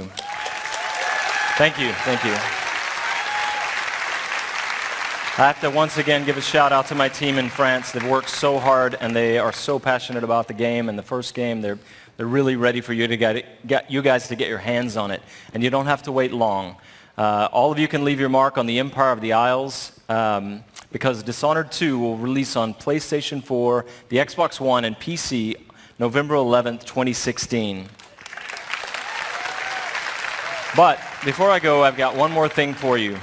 This is the worldwide launch of the Dishonored 2 gameplay trailer. You're seeing it here first. Good night.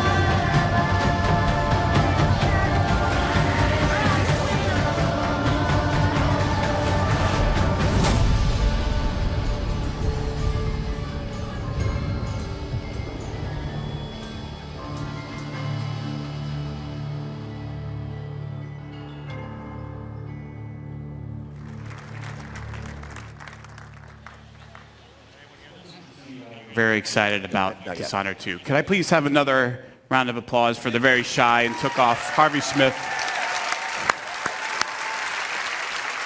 and everyone at Arcane Studios. Those guys are fantastic. They've been working their butts off. Now, one of the things that Dishonored fans have been asking about a lot is whether or not we're going to do a collector's edition. So tonight, I'm happy to confirm that yes, we will be doing a limited number of Dishonored 2 collector's editions.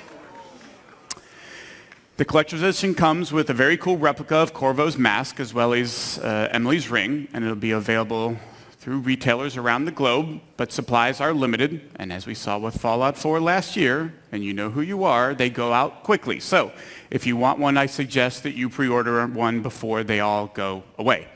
Also, if you pre-order or digitally pre-purchase any version of Dishonored 2 for a limited time only, you will get a free copy of Dishonored Definitive Edition, which includes the original critically acclaimed game plus all of the add-on content remastered for the current generation of consoles. Cool. Now, games like Dishonored 2 and all of the games that we've shown here tonight don't happen by accident. There are wonderfully talented, dedicated people working hard every day to build games that thrill and inspire all of us. And I want to take a moment to recognize and thank the entire Bethesda team and all of our studios. So if you take a look, you'll see teams from all over the world who are joining us now. Would you please join me in thanking them all for their incredible and dedicated work?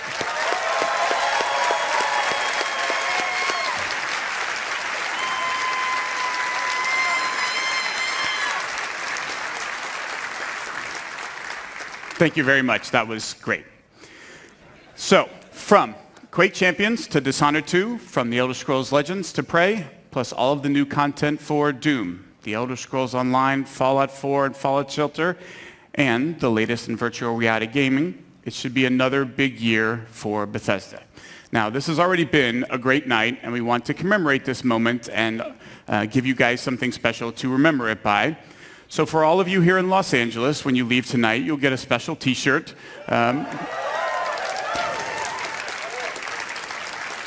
Commemorating this event and all of the games that we've shown. And for those of you watching the stream at home, Adam and Morgan have T-shirts to give away, so keep watching for a chance to get yours. And that is everything we have to show you from this stage. So if you're here with me in the hangar, you can head over to the other side of the lot. If you're watching online, don't go anywhere. Adam and Morgan are about to take over the second half of the stream. For the rest of our showcase, from all of us at Bethesda, thank you all so much for playing our games and joining us. That's it for me. Have a great night. Adam and Morgan, take it away.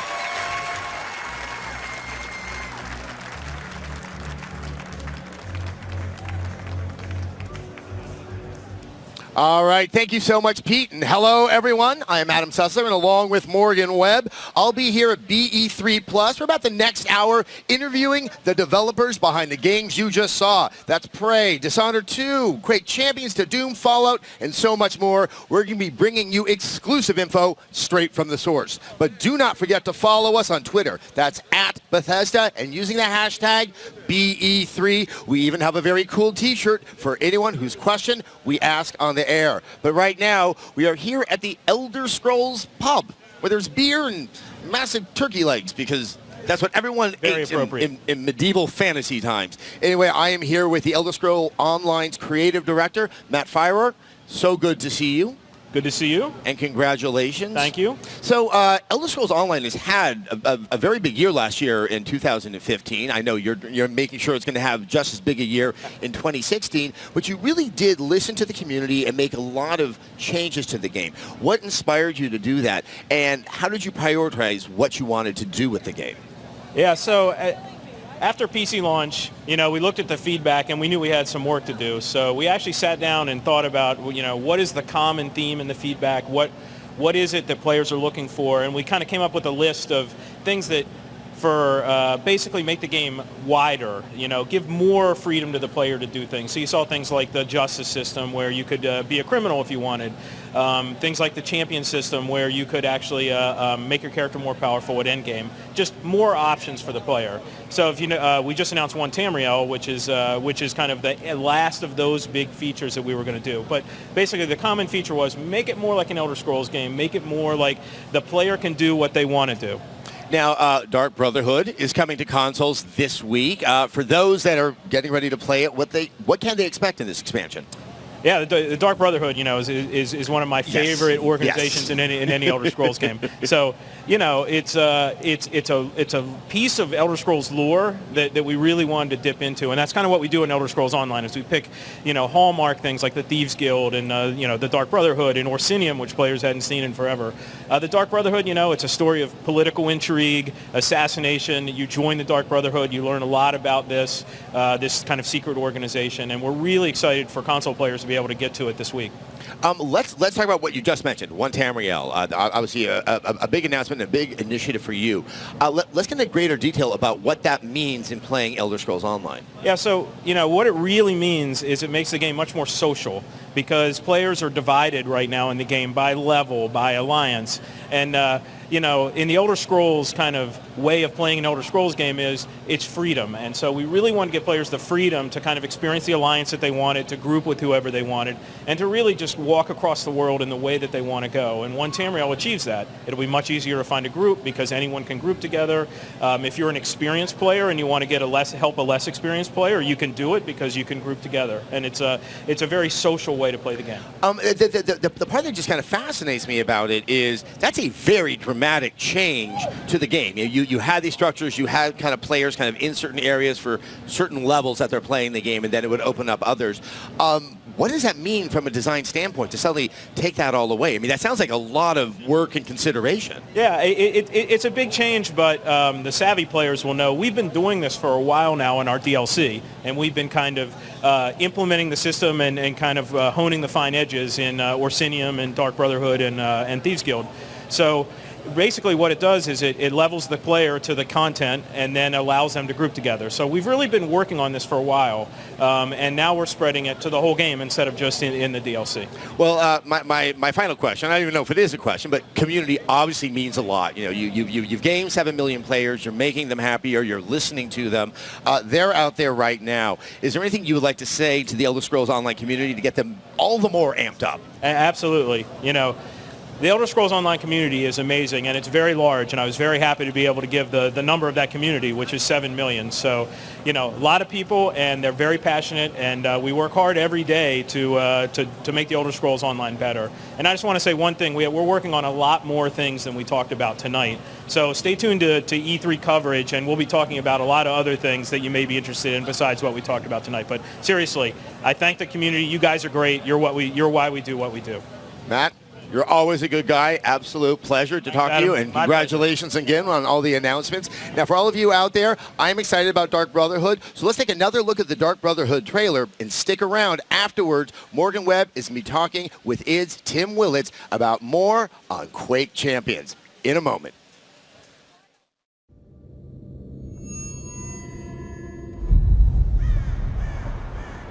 Sweet mother, send your child unto me, for the sins of the unworthy must be baptized in blood and fear. This is the Black Sacrament, Initiate, a contract that calls for murder. Now go, assassin. Take your blade into the night. Be rewarded for your service in our business of death.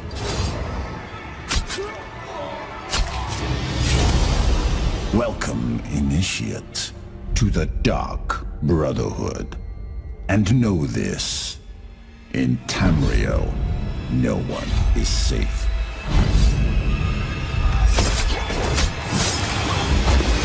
Especially from us. Sweet mother, send your child unto me.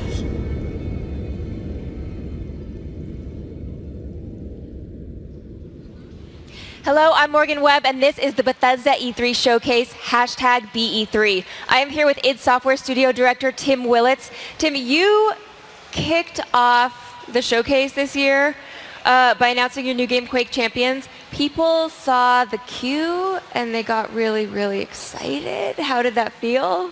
You know, it's always thrilling. This is a great crowd. We have a lot of great Quake fans that have supported us for 20 years, and it's really exciting to bring Quake Champions back, and it's all new and it's all better. But it's still exciting when you hear that reaction, right? Yes, definitely. Now, so you were a co-designer on the original Quake, and now you are back working on an all-new Quake. How has it really changed in those intervening years? Well, things are definitely different, Yeah. but it's that really spirit of Quake that is something that we want to hold true as we move on. It's the arena style, this fast action, PC focused, really delivering the true Quake experience to our Quake fans. That's what we want to achieve with Quake Champions. And so what does it take to build a game like this? Because I know you're probably not the only one working on it right now. Yes. So we are working with a partner company called Saber Interactive. And the technology is part id Software technology and then part new technology. What's the new technology? It makes it really fast. Okay, well let's talk about the specs then. How fast can we get it running? So for us, we want Quake Champions to be a true esports game. And to be an esports game, to be competitive, you need to run fast. And pro players expect 120 hertz. They expect lightning fast response. And we want to make a game with unlocked frame rates that will run as fast as you can throw hardware at it. But you also said that it was meant for all skill levels, and that seems like it's going to be something hard to design for because you do want to really address that more hardcore shooter crowd, but then you also want to make it not completely intimidating when somebody picks it up. Yes, we want Quake Champions we want as many people as possible to play the game. So one of the things that we've really tried to do with the champions themselves is to give characters that people can play with that fit their combat style. We have found that everyone plays first-person shooters differently. Some people are offensive, some people are defensive. What we want you to do is we want you to find the champion that best fits your play style and work with that champion and to grow that champion and to be that champion. So you're kind of expecting people are now going to pick somebody and then really stick with that and make that, you know, the essence of who they are. Yes, that's how I play. Yeah, I played the same champion because that's the one that fits my play style. And yes, we'll have lots of different champions that do lots of different things, and you can jump around if you want. But you know what? If you like one, play one. Let's talk about the champions then. So who did we see today? So in the release, the announced trailer, we highlighted 4 of our champions. We have Ranger, which is a classic Quake character. Visor is a classic Quake 3 character. And then 2 new characters, Nyx and Scalebearer. And each of those champions showcase one of their active abilities. For instance, Scalebearer had the Bull Rush, and Nyx had the Phase Out. And like Ranger threw the Dire Orb, which is a throwback to Quake 1, where you teleport to the Dire Orb to kill the boss. So, for each of these champions, we're tapping into the legacy of the characters, but giving them something new and exciting. And I'm sure you're still working on balancing all of that. Yes, which is great because we get to play a lot. Yeah. And I still love to play Quake, and we never have a problem finding people to play with us. So who's your favorite champion then? So of the 4 that we showed. All right. I am a big Nyx fan. You know, she's fast. Yep. She rocket jumps really high, and the phase shift allows me to get in and out of combat the way I want. So we should talk about rocket jump because we've been seeing some questions about that. Oh, you have? Yes, on the Twitters we've been seeing some questions about that. You will be able to rocket jump, strafe jumping, rocket jumping, the ledge pop-up, all the things that true Quake fans that have grown to expect in our games, we are going to deliver. How do you really bring that into the modern era, though, in a way? Like, so what are like the sort of 3 things that you find like the core essence of Quake? So the 3 core aspects of Quake, really the level design, that true arena-style combat, movement as offense and defense, so it's how you move through the map. And then with Quake Champions, we are bringing something new, and it's the champion that you pick and how you want to play them will really add that unique aspect that will bring new people in and then give people that have played our game for 20 years something new. All right, so when can we find out more? So to learn more about Quake Champions, like I said, in August 4th of this year at QuakeCon, we will have more to talk about. All right, let us take a look at the Quake Champions trailer. Stay tuned. On the other side of that, we are going to be joined by Blink 182. Thank you very much. Thank you.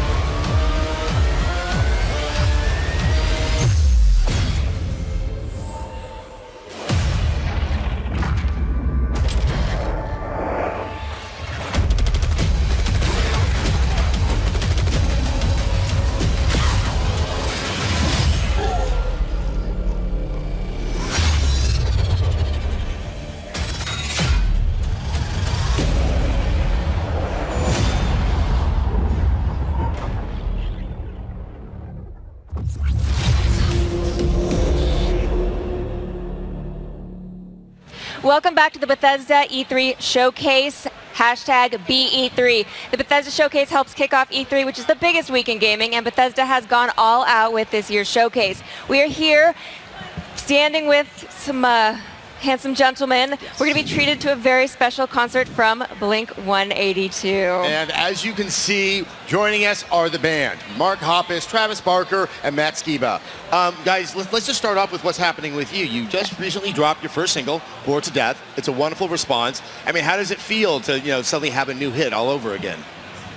It's really cool. We're really excited about the single. We're really excited about the album coming out. We're hitting the road for the next 3 months straight, and it feels really good. Now, this is your first E3, I hear. What do you think of the experience? Well, we haven't gotten to check out too much so far, although I did go over and raid the free candy thing and ate too much candy. And then I think on Tuesday I'm going to actually walk the show and see what's up over there. Well, you guys should definitely check out the VR section, too. I bet they'll let you cut in line. Cool. Yeah. Yes. So, yeah, as you kind of just tipped us off to, you guys play games. Is there anything that you particularly like to be playing, especially from Bethesda? Well, I just was checking out that Dishonored 2 display, and that looks insane. I can't wait to check that out. That looks really cool. All the stuff here, I think that it's really exciting with the VR stuff that's coming out. And I always love playing classic games on handheld devices. All right.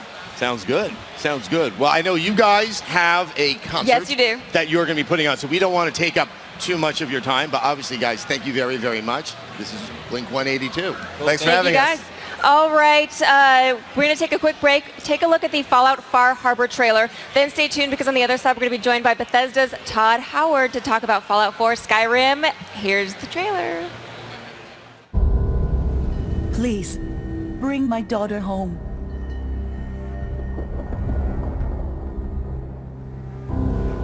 We've paid our dues in blood and bullets. This is our fight.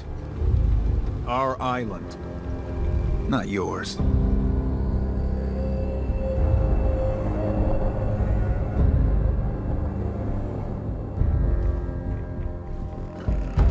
The fog can do a number on you. Get you all turned around.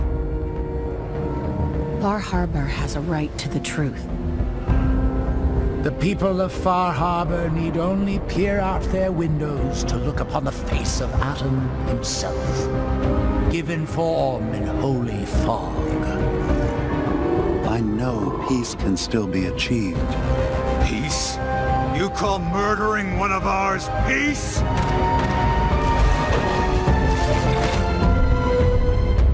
Careful. This could get out of hand real fast.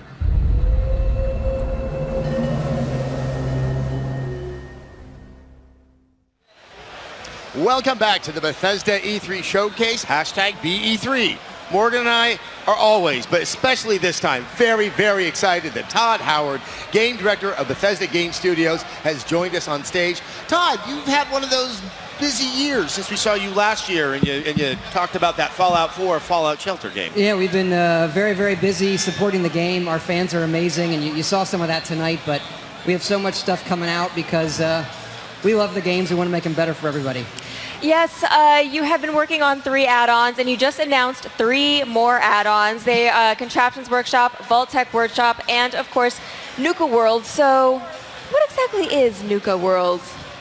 Nuka World is actually going to be our last DLC for fall. We want to go out with a big one. So it is a big story-based DLC, new world area of the map to go to, and it's a big amusement park that's been taken over by raiders. We're going to have a lot more info as it gets closer to release in August.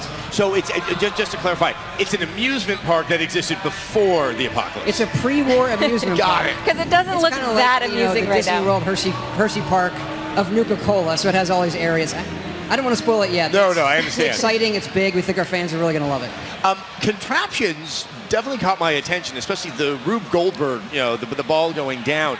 How dynamic, how extensive can you play around with that? I mean, I assume you guys have been practicing that, and playing around with it actually, at the it's studio. we like to build toys for people to play with. You think of Mousetrap or Rube Goldberg machines, and so Contraptions lets us add a lot of switches, conveyor belts, elevators, and I think what our fans and the people who really like Workshop, what they're going to do with that's going to be pretty incredible. The one thought I had is when you look at all that metal, and I just know all the aluminum, and I'm like, oh, I got to go out and look for some aluminum. How much resources is it going to require the player to gather to be able to make some of the more elaborate stuff? Obviously, there's some, but we don't want that to be, a barrier to creating this thing you have in your head.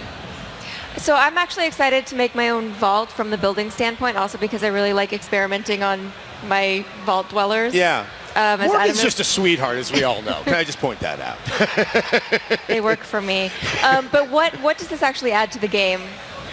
So actually with the Vault Tech one, it's not just being able to build the vault, but there's actually it's a workshop pack that actually has a quest to it and what it means to run the vault. There's a little bit of story there, and so you can have some fun with the dwellers.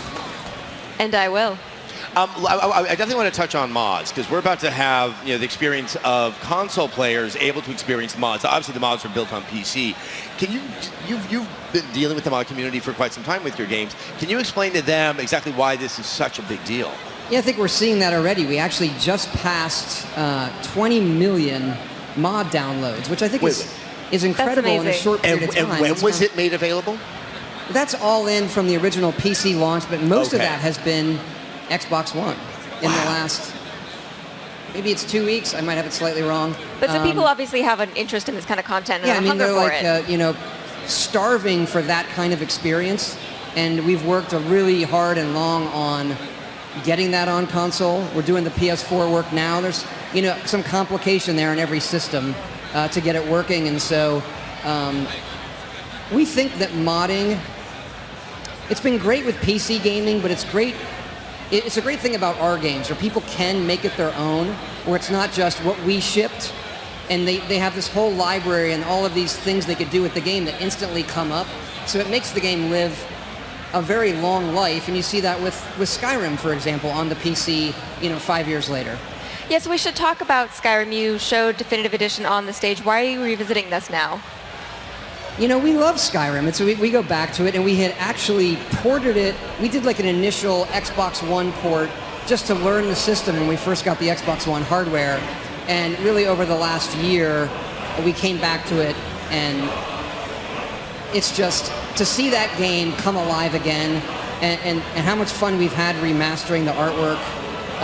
It really is a special game. It's like we're fans of it as well. We make the games for ourselves, so it scratches a very unique itch when you play it. It's hard to put down. And I want to clarify, because when you showed like kind of the versions, Xbox One, PlayStation 4, but there was also PC, that this is more than just more spit and polish on it. Like there is a lot of work that's gone into it that even a PC player can experience. I couldn't hear your question completely, Adam. I am not wearing a headset. I just realized that. We're sort of actually both wondering, like there's an Xbox version, a PlayStation version, but there's also a PC version. There's an Xbox One version, there's a PS4 version, and then there's a PC version. Now we have, with Skyrim, we have remastered the art, so even the textures are, they're even higher res than the HD pack that we did on the PC. Gotcha. And all of the shader work is much more advanced we had on the PC. But regardless, we feel that the PC players had a similar experience for a while if they get some really high-end mods. And because of that, if somebody owns all of the Skyrim stuff already on PC, we are going to entitle them a free copy of Special Edition on the PC. Nice. Our PC audience has been with us for a really long time. They also make the mods, so we felt it was the right thing to do. I can feel a few subreddits just lighting up in great happiness as we speak. When is Definitive Edition coming out? The 28th, October 28th. Cool. I think we also have a question. Yes, we do. Yes, you want to read it? I will read it to him because I'm closer. Dan2000 from Twitter wants to know, where do you get your inspiration and ideas for the amazing Fallout DLCs? We actually do a thing at the end of each project called a game jam. Let everyone on the team do whatever they want, and they have to add it into the game. And a lot of the folks on the team, they're very, very creative. They come up with great ideas, and it's really something we look at it together and we say, okay, what are the best ideas in this game jam that we want to put into DLC or put into updates? Survival mode, which has been really popular, was a game jam idea that a few of the guys did, and that's really where the ideas come across. The whole team. Great group, amazing group. All right, let's talk a little bit about Fallout Shelter. Now, you announced it and released it at last year's showcase. How has it been doing for you guys? Amazing experience. We were, last year, we've been busy this year. Last year was crazy leading up to this event where we're announcing and releasing a mobile game on top of Fallout 4, and it's a little weird. We say like 50 million people have played it. That's more people than every other Fallout game combined. So it's a little weird to think that that is, you know, there's just so many people. That there might be someone out there playing Fallout Shelter that doesn't know the games that it was actually based on. Obviously, yeah, there's this large group, which is bizarre to think. And so it's been a great experience for us developing on mobile, or a game that has a quicker dev time, lets us update it a lot, is a lot of fun in a different way, something we enjoy. So it's been a great experience, and you know, we're going to do more mobile games in the future. How do the quests work in Fallout Shelter? The quests, so what you do is you build an overseer's room, and from the overseer's room, there's a whole list of quests. They're like daily quests and quest lines, and then you form a party of 3 dwellers and you send them out. And you saw that in some of the footage where they will find buildings, be able to go into them, they'll meet new characters. So it's a really nice addition to the game and something that we've wanted, we think our players have wanted as well. Now, you have a Fallout 4 VR demo right here. Yeah. What will people experience when they go check that out? Well, for this, we've set people up near the Red Rocket with dog meat. And that really is, we had looked at it for a while. Should we do it, or what should we do with VR? And we had felt, as we were finishing up Fallout 4, it is the perfect game for us to do. Particularly, well, we made it, but you know, it's the perfect game for VR, because I think when people think about VR, they want to be in a world. They want to walk around. They want to go anywhere. And so we have a demo here, but it's actually the whole game. If we don't kick someone off it, they can go down to Diamond City. Like, our view is, let's not make like a short version of Fallout 4. The promise is the whole game. And that's what we're going to be doing. It's just, you know, the interface is already on your wrist. You can just pull it up and switch around, playing with the weapons. And it's exciting for us where, even though we've lived in the game, to step it into in VR, it becomes real on another level. And it's one of those things that I hate kind of describing. Oh, no, I mean, it's really, really hard to do. You know, I think that's true. It's really true for a lot of VR stuff. Yeah. But this one is really, really clicked even more than we thought it would. We're really excited about it. From the moment that VR looked like it was going to happen, you know, with Oculus, with Vive and everything like that, the first game that I saw people talking about that they wanted to experience in that was Fallout, and you have delivered it way earlier than I ever thought it was going to happen. So, I mean, I'm incredibly excited. Todd, thank you so much. Thank you. As always, it's great to see you both. Always good to see you. Yeah, we have a lot more Fallout to play, both Fallout 4 and Fallout Shelter. Yes, we've got a lot more showcase for you as well. Remember to follow along on Twitter at Bethesda. Use the hashtag BE3. While we take a very quick break, take another look at the Dishonored 2 trailer, and when we get back, we'll talk with Harvey Smith.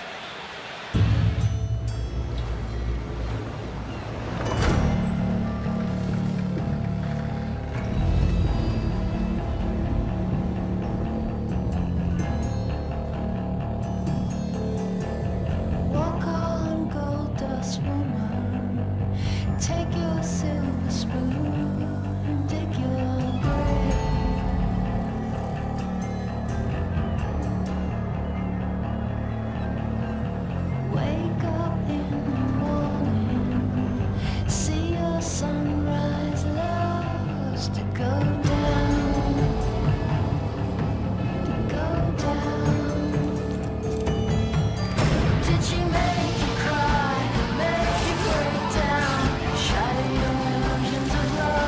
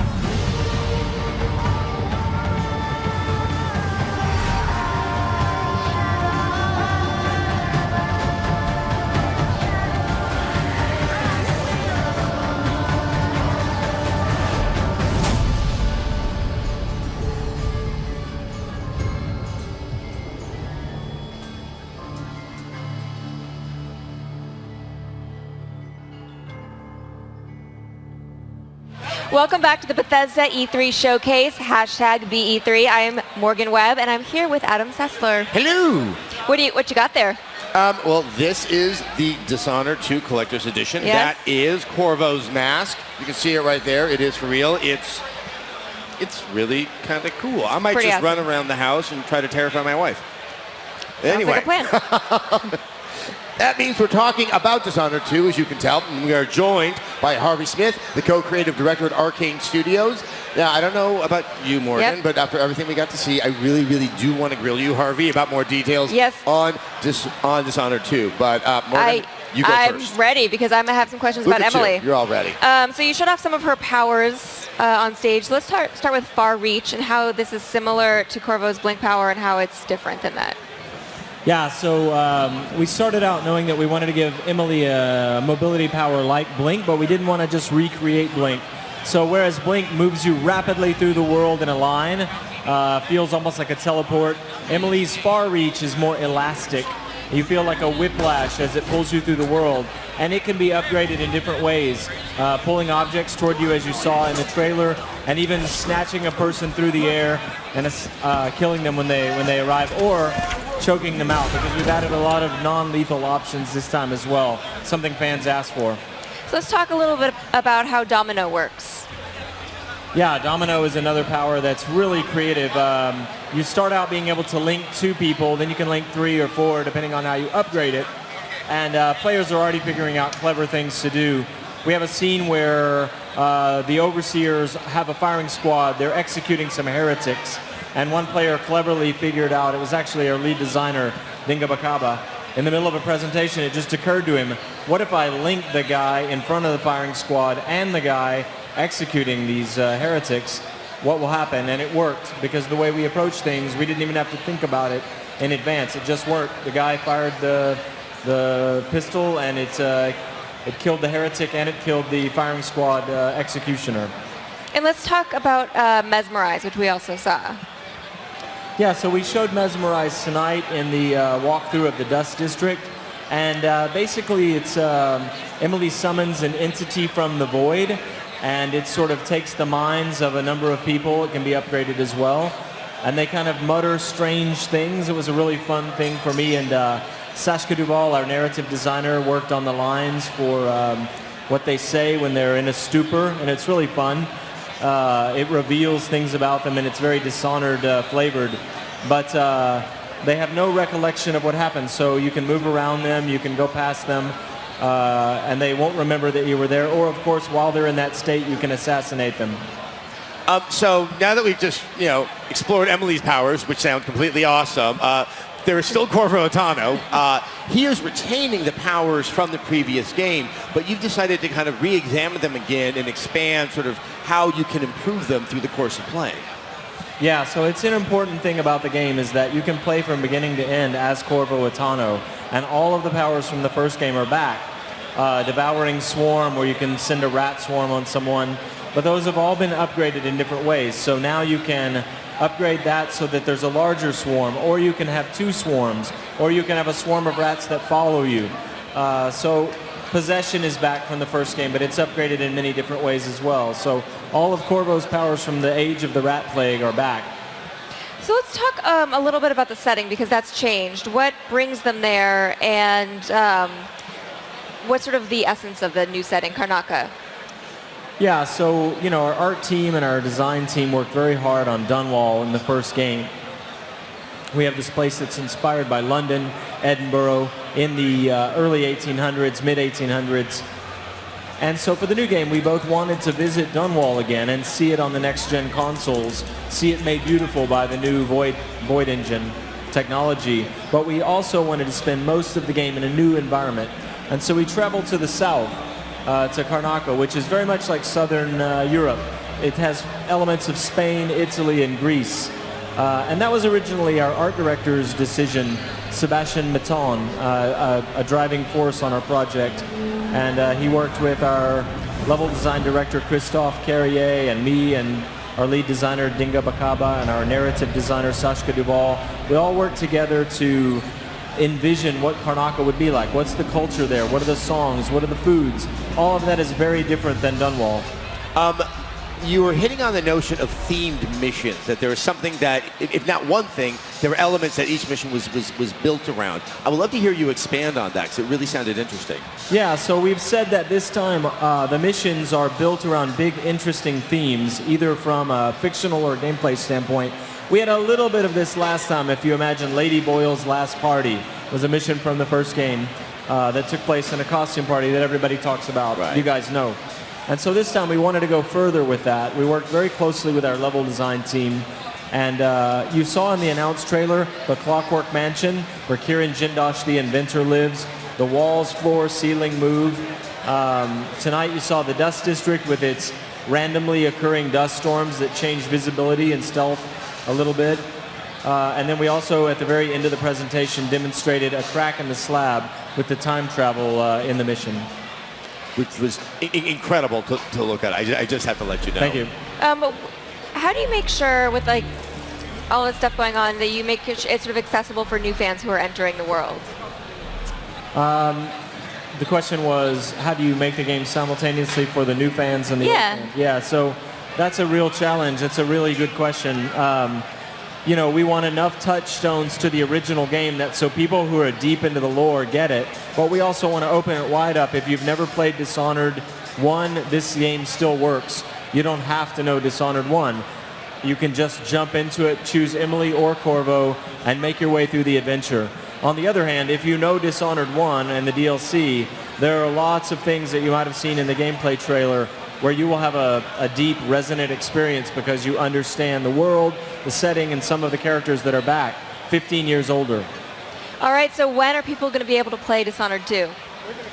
When does the game come out? So the game will be available November 11th, 2016. All right. I'm very, very happy about that. I know I have to wait a few more months, but Harvey, thank you so much for joining us. Thank you, guys. Honestly, I cannot wait to play this game. All right, guys, we're going to take a quick break. While that happens, take a look at the Elder Scrolls Legends trailer from tonight's showcase.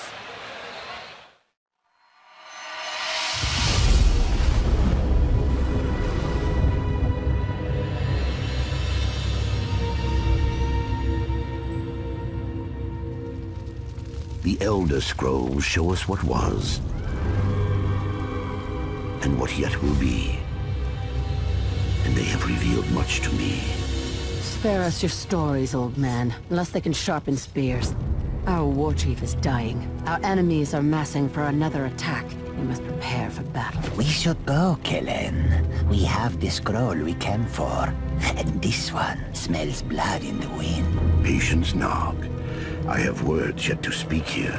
Stories can do surprising things, Spear Maiden, whether they are true or not.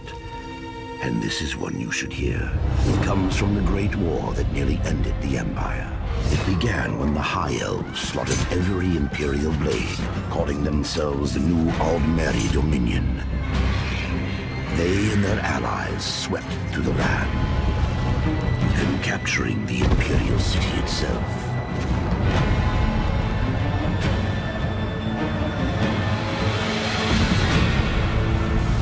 The Emperor fled north, leaving Cyrodiil to the invaders. This is the story of a forgotten hero who changed the very course of history.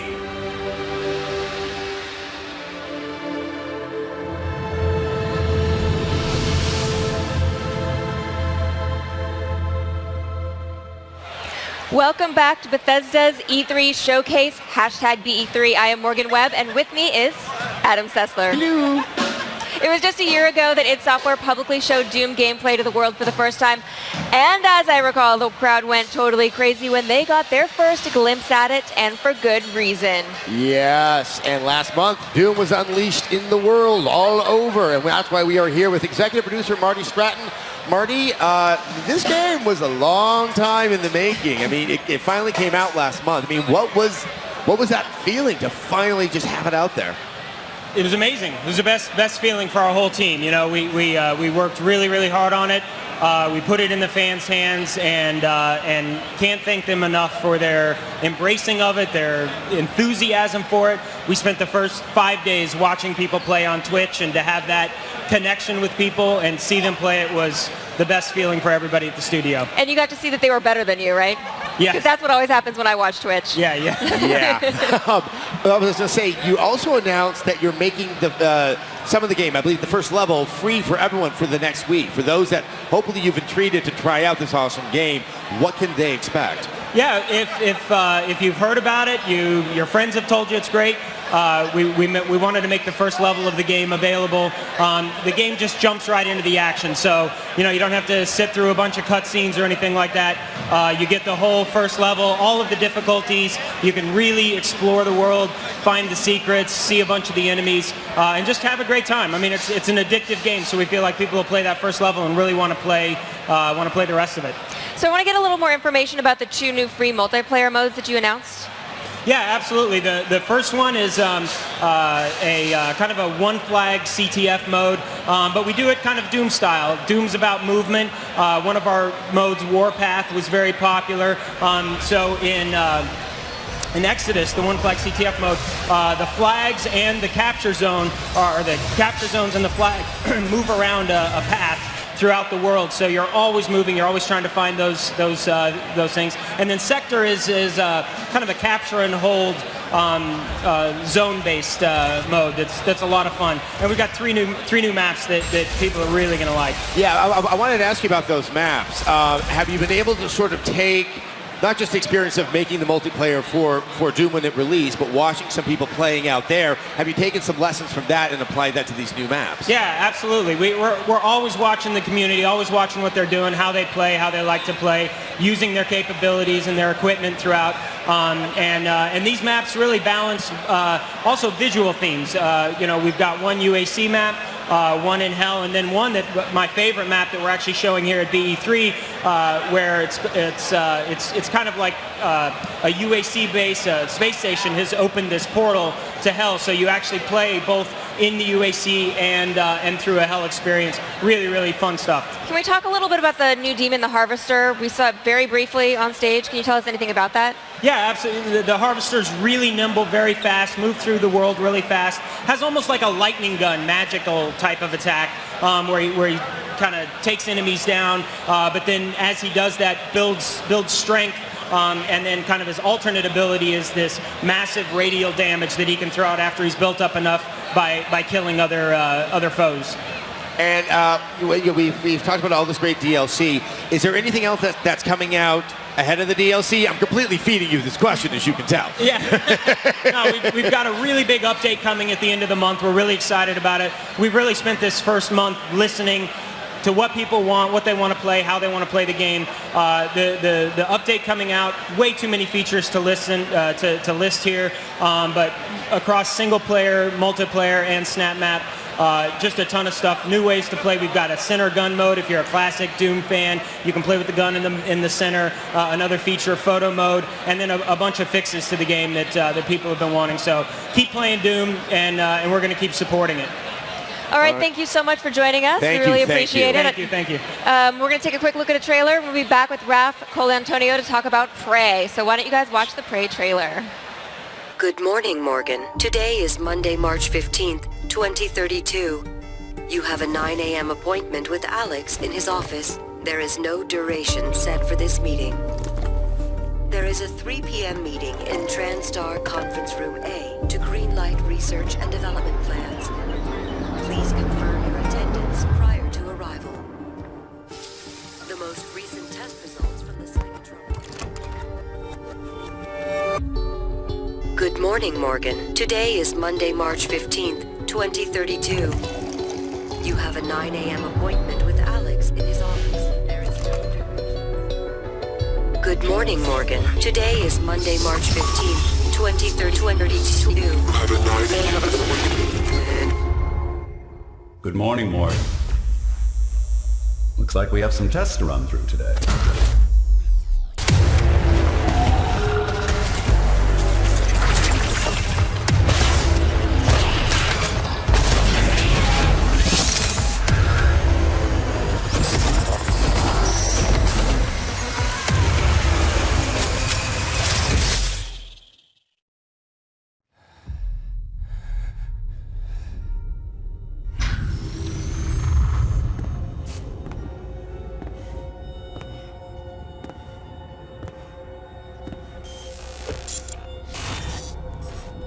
Good morning, Morgan. You're not going to like what I have to say next.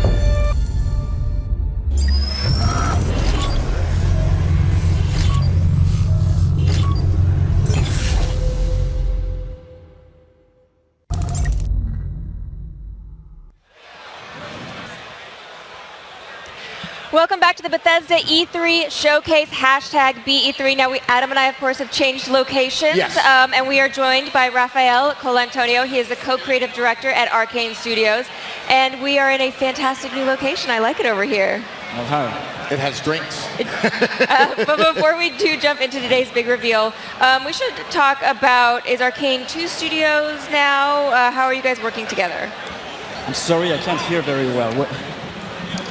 So Arcane, you have obviously you have a team that's over in Lyon. All right. You have a team that's over in Austin. Does this mean it's 2 studios, or is it still one studio in 2 locations? Right. So it has been 2 studios since 2005, actually.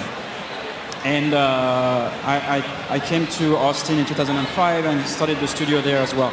And so Dishonored was made in collaboration between the 2 studios, and whereas after Dishonored, we had Dishonored 2 made entirely in the French office and Prey made entirely in the Austin office. We still collaborate, we still send experts from one office to the other, but it's pretty much each studio its own game. All right, so now I think we should talk a little bit about Prey. Is this a sequel? How is this connected to the original game? Right, so it's not a sequel, it's not a remake. It has no tie with the original Prey as is. It's more like a reimagining of the IP, Arcane version. Now, Raph, we are here. I think some of the audience is here. We're here at the Tulip Bar. It's because this is kind of the part of BE3 Plus that is set up to represent Prey. This would have been a bar in the year 2032. So would you mind just kind of giving us a sense of where we are and how it fits into the game? Yeah, so this is called the Yellow Tulip. It's the bar of the station. It might sound weird that we have a bar on the station, but on the space station, not a train station. Space on station. The space station.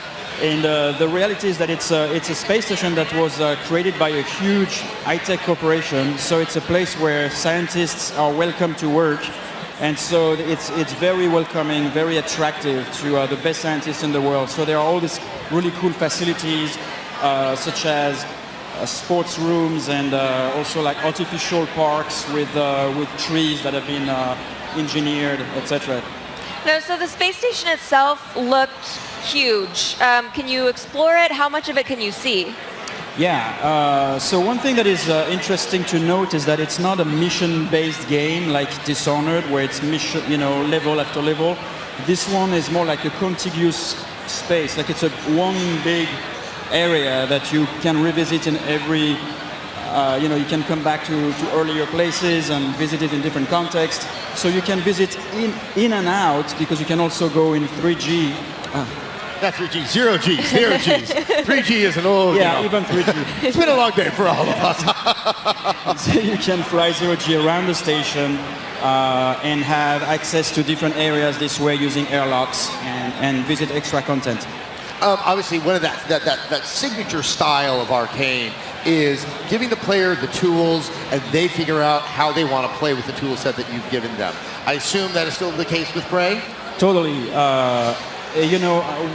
It's part of our values. A lot of it is based on the simulation, so we really have the game resolve situation for us, and inherently that is full of choices for the player, because they explore with their own play style, try different things, and then the game let them try it. In addition to that, we also have obvious choices related to the story, who you help, who you don't help, because there are some other people on the station, space station, that are still alive, and I don't want to talk too much about it, but there will be some consequences toward the choice you make. So let's talk about the aliens that we saw in the trailer. Can we talk a little bit more about them? Yeah, so we'll see more of them at the QuakeCon. Those are called the Typhoon organism. So they're alien species, and they have their own ecology, so they have their own purpose. They have weird powers. They can hide. They can mimic things. And you can acquire their powers. So I don't want to talk too much more about it, but you'll see. Well, I have the most hard-hitting question. Did you name the character after me? Yes. Perfect. I'm done here. Thank you. No, the reality is that we wanted a gender-neutral name so that the player could choose if you want to play a male or a female character. Is there like a bald janitor called Adam? Yeah. I'm just throwing that out there. Yeah, as an idea. Well, Raph, obviously that was very exciting to see the announcement today. Thank you so much for joining us and explaining a little bit more about the trailer. I cannot wait for QuakeCon because you got me very, very excited. All right, guys, everybody at home, thank you so much for joining us. If you want to know all the news as it happens, all you got to do is follow @Bethesda, or you can always go to Bethesda.net to get more info on everything you saw here tonight. Now it is time for Blink 182 to Yes, take I just want to say a big thank you to Bethesda, a huge thank you to Morgan Webb for putting up with me for like the past 3 hours on camera. It's always good to do this with you. Raph, thank you guys as well. Yes, Blink 182 is about to play and we're about to go listen. Thank you all.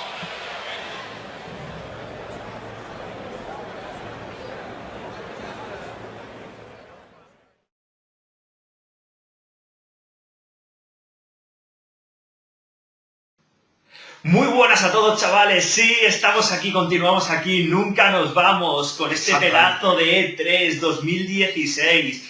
Conferencia de Bethesda, madre mía, increíble. ¿Qué os ha parecido la conferencia? Bueno, a mí me ha encantado, ha sido espectacular la conferencia de Bethesda. Realmente increíble todas las cosas que nos han traído, que nos han mostrado. Muchos trailers, la verdad, y algún gameplay, como por ejemplo habéis podido ver Dishonored 2, que ha sido espectacular. Es increíble Dishonored, cómo luce ese juego, es una maravilla. Y muchas cosas más, ¿no? Que ahora vamos a ir comentando poco a poco, ¿no? Y decir lo primero, ¿no? Que yo creo que ha sido lo fuerte, ¿no? Del de Scroll, el Skidding, que ha sido... Yo creo el bombazo, ¿no? Ha sido uno de los bombazos, la verdad. Ha sido la verdad que... sea una remasterización, pero... Una remasterización que según han anunciado en la conferencia de Bethesda va a venir con importantes cambios, importantes actualizaciones, ya no solamente en lo que es el motor gráfico para las consolas de nueva generación y de antigua generación, sino que también... va a venir con efectos, acabados, sistemas de carga y demás bastante mejorados, y la verdad es que han anunciado que prometen una experiencia jugable, la verdad es que increíble. A otro nivel, Y las imágenes, ¿no? Que se han el agua mejorado, todo. Efectos de agua son una auténtica pasada, efectos de nieve también son una maravilla. Todo. Luego salían comparaciones de los escenarios entre las consolas de antigua y nueva generación de Play y Xbox, y la verdad es que era una auténtica pasada ver cómo lucía en Play 4 y Xbox. Sí, exactamente. Es una auténtica... Se nota el cambio de generación. Exactamente. Y bueno, hay que decir que este juego, ¿no? Sale el día 26 del 10 de este año. Así que en octubre ya tenemos este pedazo de juego, a finales de octubre tendremos este pedazo de juego. Así que ya sabéis, si os ha gustado, comprarlo, porque va a ser una pedazo de maravilla este juego. Luego también The Elder Scrolls Online, también el online de The Elder Scrolls, que se va a expandir hasta Japón, y se añadirá todo ello a un nuevo DLC que se llama Dark Brotherhood. ¿Vale? Le han estado mostrando también un poquito, cambios que van a tener, combate cuerpo a cuerpo, seguramente a lo mejor meterán algún tipo de clase más también, se ha mostrado también un pequeño tráiler con imágenes jugables del juego, y la verdad es que también muy bien, muy curioso. La verdad es que tanto Skyrim como The Elder Scrolls Online ha sido un poco la chicha de esta conferencia de Bethesda, junto con también otro grandísimo juego que nombraremos ahora, que la verdad es que nos ha encantado, como es ese Quantum.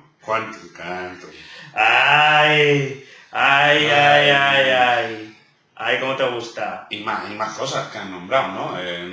No es la única, ¿no? No, la verdad es que como decimos, con ese, perdón, que había dicho Quantum, con ese Quake. Con ese Quake. Ya que las horas que son... Ya estamos reventadísimos. La verdad es que la conferencia ha terminado bastante tarde, ha sido 2 horas y media de conferencia, en realidad, o sea que ha terminado bastante tarde. Pues la verdad es que, como os hemos comentado, Quake, otra de las grandes sorpresas dentro de este E3 por parte de Bethesda. Y sobre todo a mí, que me ha encantado. Me ha encantado, este Quake me ha encantado. Tengo muchas ganas de coger este juego, la verdad. Pues salió un tráiler, ahí con detalles acerca del juego, acerca de Quake, y darán más detalles seguramente en la QuakeCon de agosto, ¿vale? En agosto se celebrará la QuakeCon, así que ahí seguramente darán más detalles de este Quake, pero la verdad es que, claro, pues uno de los shooters más populares dentro del mundo gamer, pues no podría faltar en la conferencia de Bethesda, así lo han creído ellos oportuno, y la verdad es que una auténtica maravilla. Desde luego se ha podido ver ahí en algunas fases un poquito ahí de gameplay, pero muy poquito, y sobre todo un pedazo de tráiler que nos han mostrado ahí combatiendo entre 4 enemigos, que ha sido totalmente brutal.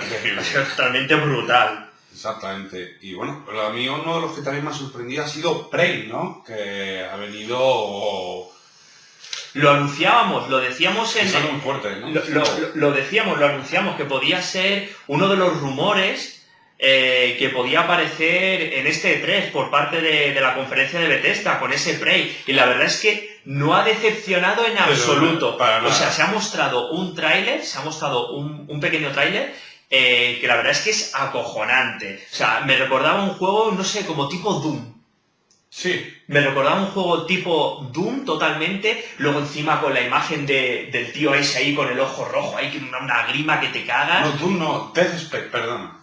¿Te ha recordado a ti? A mí me ha recordado un poco más a Doom, fíjate lo que te digo. Pues a mí me ha dejado Death Space. Podría estar ahí entre los dos, ¿no? Entre un Doom y un Death Space, ahí una mezcla ahí entre ambos. Posiblemente. Pues, bueno, una cosa así más o menos, a DvD le recuerda más a Death Space, a mí a Doom, pero vamos, una mezcla entre ambas, y la verdad es que ha sido brutal, como os digo, una ambientación increíble, unos gráficos alucinantes, se veía además como el tío se despertaba todas las mañanas, se le preparaba ahí su cafeterita de café, haciendo así con el ojo. Haciendo así con el ojo y tal. Más rojo, ¿eh? Pero es que ya solamente el detalle, si os habéis dado cuenta de cuando prepara el café, cómo va cayendo el café ahí en la taza y todo, lo bien que se ve y todo, es una maravilla. Es una maravilla eso. Es una auténtica locura, o sea... La verdad es que sí, es de lo que más... Lo único que no se sabe fecha, tío. Yo me he quedado con ganas de saber cuándo sale este juego. Sí, la verdad es que sí, yo igual, me he quedado con ganas de saber cuándo sale Prey, macho. Sí, han anunciado han dicho solo... Es que solo han dicho como que dice 2 fechas, ¿no? Que es la de... Elder Scroll Skyrim, ¿no? Que sale el día 26 del 10 del 2016, y luego la del Dishonored 2, ¿no? Claro, luego Dishonored también. El día 11 del 11. Efectivamente, entonces no han anunciado más fechas, han dicho pues algo ahí de la remasterización de Skyrim, ha dicho también de The Elder Scrolls, la fecha para el nuevo DLC, Dishonored 2, pero no han dicho nada de Prey. La verdad es que es una lástima porque nos hemos quedado con ganas después de ver ese increíble tráiler, la verdad. Nos hemos quedado con ganas. De lo que sí se sabe también es de Doom. Que va a recibir su primer DLC, que se llamará Unto the Evil, que incluirá un demonio jugable y nuevos modos multijugador, además de armas, y también alguna mejora añadida para ese modo edición de mapeado, que los jugadores pueden disfrutar ahí creando sus mapas, muy parecido a Fallout 4. Exactamente. Y pues bueno, este nuevo DLC, Unto the Evil, que saldrá también, pues no ha habido una fecha de confirmación, pero será de los primeros DLCs que vaya a sacar Bethesda para Doom. Exactamente, y bueno, y hay que decir que los que le encante Doom y quieran jugarlo, le van a tener gratis en la Play, ¿no? Y entre las demás, eran todas, ¿no? Las demás también en Xbox. Iba a salir gratis. Iba a salir, claro, efectivamente, para gratis durante el E3. Efectivamente, o sea, para todas aquellas personas, y esto es muy importante porque Bethesda os ha querido regalar este momento, os ha querido dar este regalazo increíble, y es que para todas aquellas personas que tengáis descargado Doom, durante el E3 lo vais a poder estar jugando de forma gratuita, ¿vale? O sea, podréis descargaroslo y jugarlo de forma gratuita, así lo ha querido Bethesda, lo ha anunciado. Y la verdad es que me parece increíble, una forma de cuidar y mimar al jugador impresionante. Y bueno, y Fallout, yo ya con eso ya también me queda sorprendidísimo. Fallout, que han mostrado el nuevo DLC, que está ambientado en un parque de diversiones que creo que se llama Nuka World. Nuka World. Es un DLC ambientado en un parque de diversiones. La verdad es que cuando nosotros lo hemos visto y lo hemos estado luego analizando más en profundidad, sí, tenía esa temática de parque de diversiones, sí, pero al principio cuando lo ves parece más una ciudad de comercio en vez de un parque. La verdad es que sí, al principio parece más un comercio, pero luego cuando ya lo ves detenidamente, viene el vídeo, se nota que es como un parque que es como un parque de... Claro, efectivamente, que es como un parque de diversiones. La verdad es que eso puede estar muy guapo. Y luego también, que esto es una cosa que nos hemos quedado flipados, o sea, con las manos así, tirando la casa por la ventana. No sabemos si para Doom también estará, porque no lo sabemos. Porque se mostraron los dos, se mostró tanto para Doom como para Fallout, pero solamente lo han confirmado más para Fallout 4. Pero...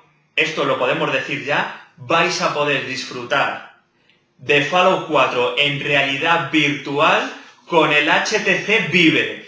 Acojonante. Y han prometido desde Bethesda que la experiencia jugable va a ser cremita. Exactamente. No decimos más. Así que Fallout 4 en el año 2017 ya lo tendréis en realidad virtual, así es que... deseando con ganas de verlo. Muchísimas ganas. Deseando ganas de verlo. Bueno, es que es increíble. Luego también se han mostrado otras cosas como el es el Zelda, que es para PC, exactamente. Luego también se han anunciado, si no recuerdo mal, al principio casi de la conferencia de Android, de juegos de Android, de Fallout y cosas así que se han anunciado también. Sí, se ha visto por ahí alguna cosilla también. Sí, la verdad es que una conferencia muy completa.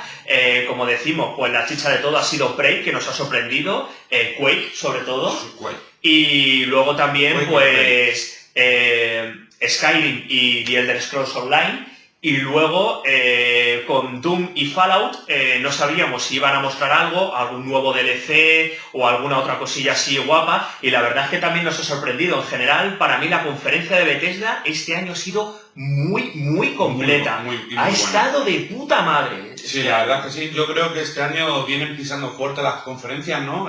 Vino a las 10 de la noche como ya fue, que la tenéis ya está ya en el canal, digo yo, y espero que el EA fue increíble, esta de Bethesda increíble, y espero que ya la de Microsoft, que es a las 6:30 claro. ya directamente hoy, a las 6:30 de esta tarde, está también Microsoft, que espero que venga también rugiendo, ¿no? Y que venga rompiendo todas las barreras. Y luego PC y Ubisoft. Es que claro, veis estas conferencias y nosotros por nuestra parte estamos ahora mismo diciendo, imaginaos en nuestra situación, estamos diciendo, madre mía, o sea, si esto lo está mostrando con EA y con Bethesda, que nos han encantado, la verdad es que sí. ¿Qué tenemos que esperar de Microsoft, de Sony y de PC? O sea, es que decimos, madre mía, o sea que... Y Ubisoft está entre medio. Y Ubisoft también, o sea, madre mía, es que vamos a salir aquí por la ventana, yo creo. Sí, yo creo que sí, ya tenemos sueño, ya tenemos ganas de irnos a dormir, porque son las... Aunque no lo parezca. Ya empieza a entrar la luz del día. Ya empieza a entrar la luz del día, ya un poquito por aquí, ya serán... son cerca ya casi de las 7 de la mañana. Exactamente, y estamos ya...